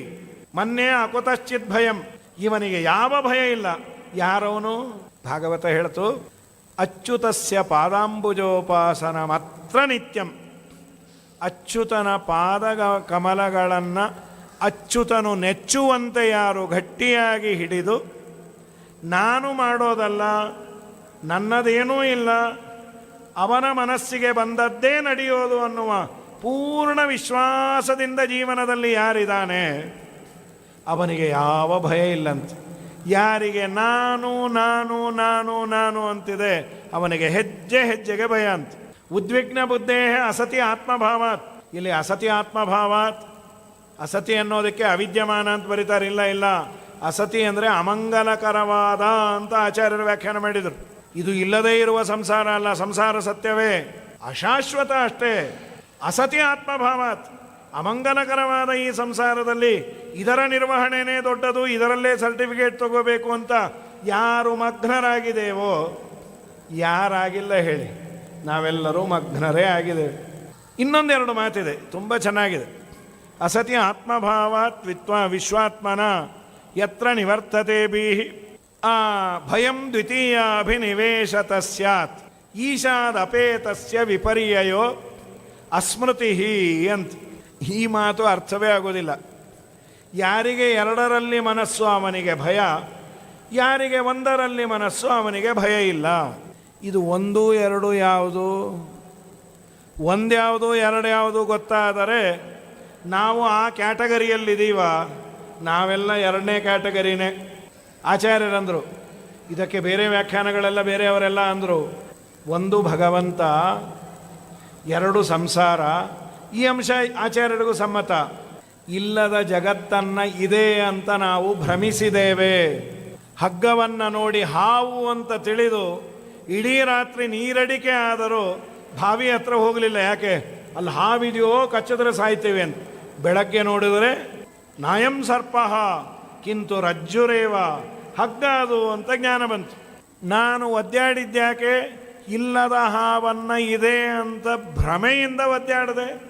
ಹಾಗೆ ಈ ಸಂಸಾರ ಇಲ್ಲ, ಇಲ್ಲದ ಸಂಸಾರವನ್ನು ಇದೆ ಅಂತ ತಿಳಿದದ್ದರಿಂದ ಒದ್ದಾಡ್ತೇನೆ. ಶ್ರೀಮದಾಚಾರ್ಯ ಹಾಗೆ ಅರ್ಥ ಮಾಡಿಕೊಳ್ಳಬೇಡಿ. ಸಂಸಾರವೂ ಸತ್ಯ, ಜಗತ್ತೂ ಸತ್ಯ, ಭಗವಂತನೂ ಸತ್ಯ. ಆತ್ಮನೋ ದೇಹ ಗೇಹಾದಿದ್ವಯ ಶಬ್ದೇನ ಭಣ್ಯತೆ. ನಾನು, ನನ್ನ ಹೆಂಡತಿ, ನನ್ನ ಮಕ್ಕಳು, ನನ್ನ ಬ್ಯಾಂಕ್ ಬ್ಯಾಲೆನ್ಸು ಇದೆರಡಂತೆ. ಮೊದಲು ಯಾರು? ದೇವರು. ಸಮಸ್ಯೆ ಆಗಿರೋದು ಉಲ್ಟಾ ಆಗಿದೆ. ನನಗೆ ಮೊದಲು ಹೆಂಡತಿ ಮಕ್ಕಳು, ಕಡೆಯದು ಅವರೇ. ದೇವರವರೆಗೂ ಈಗ ನಾ ಬಂದೇ ಇಲ್ಲ. ಅದಕ್ಕೆ ದೇವರಂತಾನೆ ನೀನು ಒದ್ದಾಡು ಅಂತ. ಯಾರಿಗೆ ಭಯ ಇಲ್ಲ? ವಿದ್ಯಾಪ್ರಸನ್ನ ತೀರ್ಥರು ಒಂದು ಕೃತಿಯನ್ನು ಮಾಡ್ಯಾರ. ಎಲ್ಲ ಭಯ ಎಲ್ಲ ಭಯ ದುರ್ಜನರಿಗೆ, ಎಲ್ಲ ಭಯ ಎಲ್ಲ ಜಯ. ದೇವರು ಮಾಡಿಸ್ತಾನೆ, ಅವನಿಟ್ಟಂತೆ ಆಗತ್ತೆ ಅನ್ನುವ ವಿಶ್ವಾಸ ಇದ್ದವರಿಗೆ ಎಲ್ಲ ಜಯ. ತಲೆನೇ ಕೆಡಿಸ್ಕೊಂಬಲ್ಲ, ಅವನು ಇಚ್ಛಾಗಿ ಬರಲಿಲ್ಲ, ಆಗಲಿಲ್ಲ, ಸ್ಥಿತಪ್ರಜ್ಞರಾಗೇ ಇರ್ತಾರೆ. ಹಾಗಾಗಿ ಎಲ್ಲವೂ ಶ್ರೀಹರಿ ಮಾಡಿಸ್ತಾನೆ ಅನ್ನುವ ಅನುಸಂಧಾನವನ್ನು ಮಾಡಿ ಆಯಿತು. ಯಾವುದನ್ನು ದೇವರು ಮಾಡಿಸ್ತಾನೆ ಅಂತ ಅನುಸಂಧಾನ ಮಾಡಬೇಕು? ಎಲ್ಲವೂ. ಎಲ್ಲವೂ ಅಂದರೆ ಹೇಗೆ ಅದನ್ನು ಚಿಂತನೆ ಮಾಡೋದು, ಅರ್ಪಣೆ ಮಾಡೋದು. ನಾವೆಲ್ಲ ಹೇಳುವ ಪದ್ಯ ಇದು. ಕಾಯೇನ ವಾಚ ಮನಸೇಂದ್ರಿಯೈರ್ವ ಬುದ್ಧ್ಯಾತ್ಮನ ವಾ ಅನುಸೃತ ಸ್ವಭಾವಂ ಕರೋತಿ ಯದ್ಯತ್ ಸಕಲಂ ಪರಸ್ಮೈ ನಾರಾಯಣಾಯೇತಿ ಸಮರ್ಪಯೇತ್ತತ್. ಸ್ವಲ್ಪ ವಿಭಿನ್ನವಾಗಿದೆ ಶ್ಲೋಕ ಅಂತ. ಕಾಯ ವಾಚ ಮನಸ ಇಂದ್ರಿಯಗಳಿಂದ ಏನೇನು ಮಾಡ್ತೀಯೋ ಅದೆಲ್ಲ ದೇವರಿಗೆ ಅರ್ಪಿಸುವಂಥ ಭಾಗವತ ಹೇಳ್ತು. ನಾನು ಓಕೆ ಅನ್ನೋದನ್ನೇ ಕರೋಮಿ ಯದ್ಯತ್ ಸಕಲಂ ಪರಸ್ಮೈ ನಾರಾಯಣಾಯೇತಿ ಸಮರ್ಪಯಾಮಿ. ಎಲ್ಲವೂ ದೇವರೇ ಮಾಡಿಸ್ದ ಅನ್ನೋ ಅನುಸಂಧಾನ ಇದ್ದರೆ ಎಲ್ಲಿ ಭಯ? ಶ್ರೀಪಾದರಾಜರ ಒಂದು ಸುಂದರವಾದ ಉಗಾಭೋಗ ಇದೆ. ತನುಮನಧನಗಳ ಕರುಣದಿ ತನುಮನಧನಗಳೆಲ್ಲವ ನಿನ್ನ ಚರಣ ಕೊಪ್ಪಿಸಿದ ಬಳಿಕ ಮರಳಿಯನ್ನ ಮರಳು ಮಾಡುವರೇನಯ್ಯ, ಸರಕು ಒಪ್ಪಿಸಿದ ಮೇಲೆ ಸುಂಕ ಉಂಟೇ ದೇವ ಕರುಣಾಕರ ನಿನ್ನ ಚರಣದಡಿಯೊಳಿಟ್ಟು ಕಾಯೋ ರಂಗವಿಠಲ. ಎಲ್ಲ ಇಂದ್ರಿಯಗಳು ನಿನ್ನಿಂದ ಪ್ರೇರಿತವಾಗತ್ತೆ ಅನ್ನುವ ಅನುಸಂಧಾನ ಮಾಡುವವನಿಗೆ ಯಾವ ಭಯವೋ ಸ್ವಾಮಿ. ಆದರೆ ಆ ಅನುಸಂಧಾನ ಬರೋದು ತುಂಬ ಕಷ್ಟ. ಕರುಣದಿ ತನುಮನ ಧನಗಳೆಲ್ಲವ ನಿನ್ನ ಚರಣಕ್ಕೆ ಒಪ್ಪಿಸಿದ ಬಳಿಕ. ಹೌದು ರೀ, ಎಲ್ಲವೂ ದೇವರೇ ಮಾಡಿಸ್ದ ಅಂತೇನೋ ಬಾಯಲ್ಲಿ ಅನ್ಬೋದು. ಪ್ರಾಮಾಣಿಕವಾಗಿ ನೀವು ಹೇಳಿ, ನನ್ನ ಮನೆಯಲ್ಲಿ ನಾನೇನೋ ಕಷ್ಟಪಟ್ಟು ಕೆಲಸ ಮಾಡಿದಾಗ ಹೇಳೋದಂತೂ ಹೇಳ್ತೇನೆ. ಈಗೆಲ್ಲ ಬಾಬಾ ತುಂಬ ಜನ ಮನೆಯಲ್ಲಿ ಅಪೂಪ ಮಾಡ್ಯಾರ. ಈ ಅಪೂಪದ್ದು ಅದು ಏನೋ ಒಂದು ಕೆಟ್ಟ ಗುಣವೋ ಒಳ್ಳೆಯ ಗುಣವೋ, ಒಂದು ಸಲ ಸರಿಗೆ ಬರುತ್ತೆ, ಇನ್ನೊಂದು ಸಲ ಬರೋದೇ ಇಲ್ಲ. ಅಪೂಪ ಛಿದ್ರ ಆಗಬಾರ್ದು ಅಂತ ಅಪೇಕ್ಷೆ. ಕೆಲವರು ಅದನ್ನು ತುಪ್ಪದಲ್ಲಿ ಇಳಿಬಿಟ್ಟು ಕೂಡಲೇ 108 ಛಿದ್ರ ಅದೇ ಆಗಿಬಿಡತ್ತೆ. ಕಷ್ಟಪಟ್ಟು ಮಾಡಿರ್ತಾರೆ, ಆದರೂ ಪುರುಷೋತ್ತಮ ಪ್ರೇರಣ್ಯ ಪುರುಷೋತ್ತಮ ಪ್ರೀತ್ಯರ್ಥಂ ಅಪೂಪದಾನಾಖ್ಯಂ ಕರ್ಮ ಕರಿಷ್ಯೆ ಕೊಟ್ಟೆಲ್ಲ ಆದಮೇಲೆ ಆಚಾರ ಮನೆಯವ್ರು ಕೇಳಿದ್ರು, ಇದು ಅಪೂಪ ನೀವು ಮಾಡಿದ್ದೋ ಅಥವಾ ಎಲ್ಲೋ ಮಾಡಿ ತಂದಿದ್ದು? ಇಲ್ಲಪ್ಪ. ಮೊದಲಂದರು, ಏನಿದೆಲ್ಲ ದಾನ ಮಾಡ್ತಾಯಿರಿ? ಏನೋ ಪುರುಷೋತ್ತಮ ಮಾಡಿಸ್ತಾ ಇದ್ದಾನೆ. ಅಲ್ಲ, ಇದೇನು ತಂದಿದ್ದೋ ಮಾಡಿದ್ದೋ? ನಾನೇ ಮಾಡಿದ್ದು. ಅಲ್ಲ, ನಿಮಗೆ ಮಾಡೋಕ್ಕೆ ಬರುತ್ತಾ? ಅಯ್ಯೋ, ಅಪೂಪದಲ್ಲಿ ನಾನು ಎಕ್ಸ್ಪರ್ಟು, ತಿಂದು ನೋಡಿ ಗೊತ್ತಾಗುತ್ತೆ, ನೀವು ಬಿಡೋದೇ ಇಲ್ಲ ಅಂತ. ಅಲ್ಲೇ ಬಿದ್ವಿ ಅಂತ. ಬರೀ ಅಪೂಪದಲ್ರಿ, ಕಷ್ಟಪಟ್ಟು ಕೆಲಸ ಮಾಡಿದಾಗ ಒಂದು 20 ಜನಕ್ಕೆ ಮನೆಯಲ್ಲಿ ಅಡುಗೆ ಮಾಡಿದಾಗ ಯಾರೋ ಬಂದಂದರು, ಏನು ದೇವರದಯ, ಏನು ದೇವರದಯ, ಎಂಥ ಅಡುಗೆ ಆಗಿದೆ. ನೀವು 20 ಸಲ ದೇವರದಯ ಅನ್ಬೇಡ್ರಿ, ಪ್ರಾಣ ಹೋಗಿದೆ, ಕರೆಂಟ್ ಹೊಟ್ಟೋಗಿತ್ತು, ರುಬ್ಬಿ ಸತ್ತಿದ್ದೀನಿ, ನಾನು ಮಾಡಿದೆ ಅಂತ ನನ್ನ ಮನಸ್ಸಲ್ಲಿದೆ. ಖಂಡಿತ ಅದು ಪೂರ್ಣ ಪ್ರಮಾಣದಲ್ಲಿ ಅಳಸಿ ದೇವರೇ ಮಾಡಿದ ಅನ್ನುವ ಪ್ರಾಮಾಣಿಕ ಅನುಸಂಧಾನ ಬರಬೇಕಾದ್ರೆ ಏನು ಮಾಡಬೇಕು? ಅದಕ್ಕೊಂದು ಉಪಾಯ ಹೇಳುತ್ತೆ. ದೇವರು ನಿನಗೆ ಮಾಡಿದ ಉಪಕಾರದ ಬಗ್ಗೆ ನಿನಗೆ ಅರಿವಿಲ್ಲ.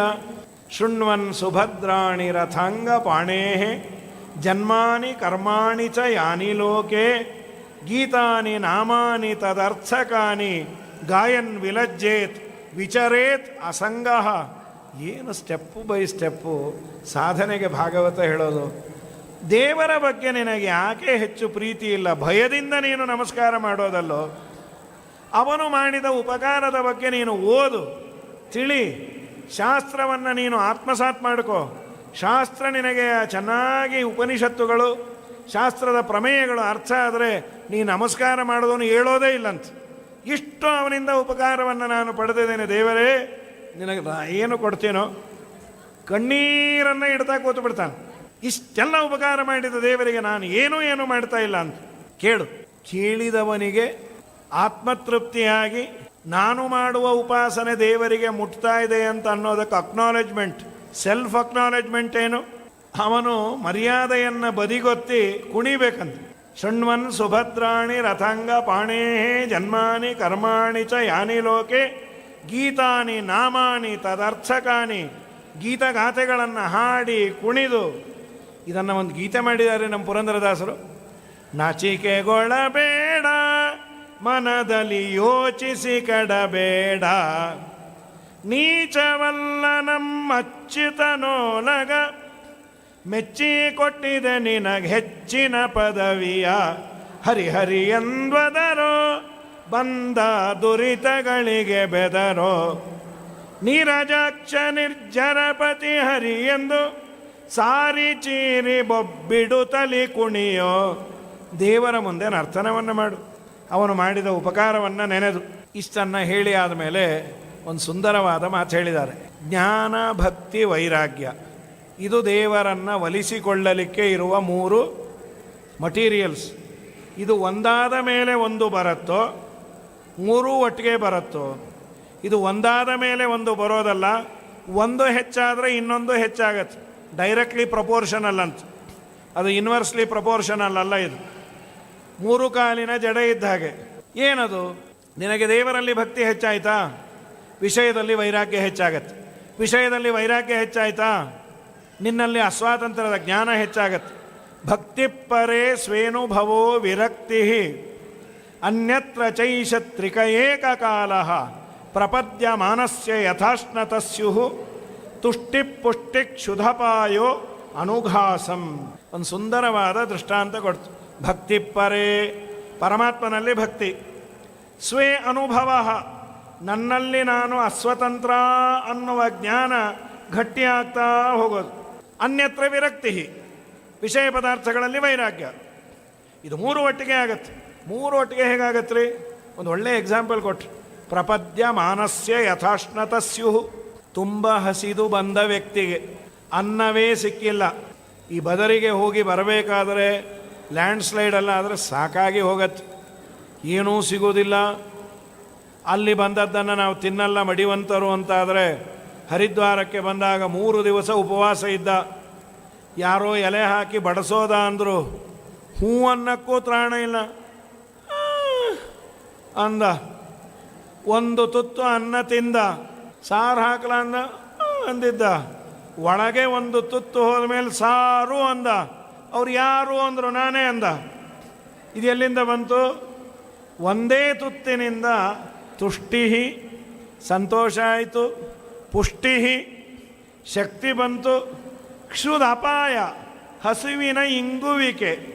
ಅವನ ಹೊಟ್ಟೆಯಲ್ಲಿ ಇಷ್ಟು ಸೇರಬೇಕು ಅಂತಿರತ್ತೆ, ಒಂದು ತುತ್ತು ಅಲ್ಲಿ ಸೇರಿ ಆಯಿತು. ಈ 3 ಒಟ್ಟಿಗೆ ನಿನಗೆ ಆಗತ್ತೋ ಇಲ್ಲೋ? ಅದರಂತೆ ದೇವರಲ್ಲಿ ಭಕ್ತಿ, ಇತರ ಪದಾರ್ಥಗಳಲ್ಲಿ ವಿರಕ್ತಿ, ನಿನ್ನಲ್ಲಿ ಅಸ್ವಾತಂತ್ರ್ಯ ಜ್ಞಾನ 3 ಬರಬೇಕು. ಅದು ಬಂದಾಗ ದೇವರ ಆರಾಧನೆಯನ್ನು ಮಾಡ್ತಿ.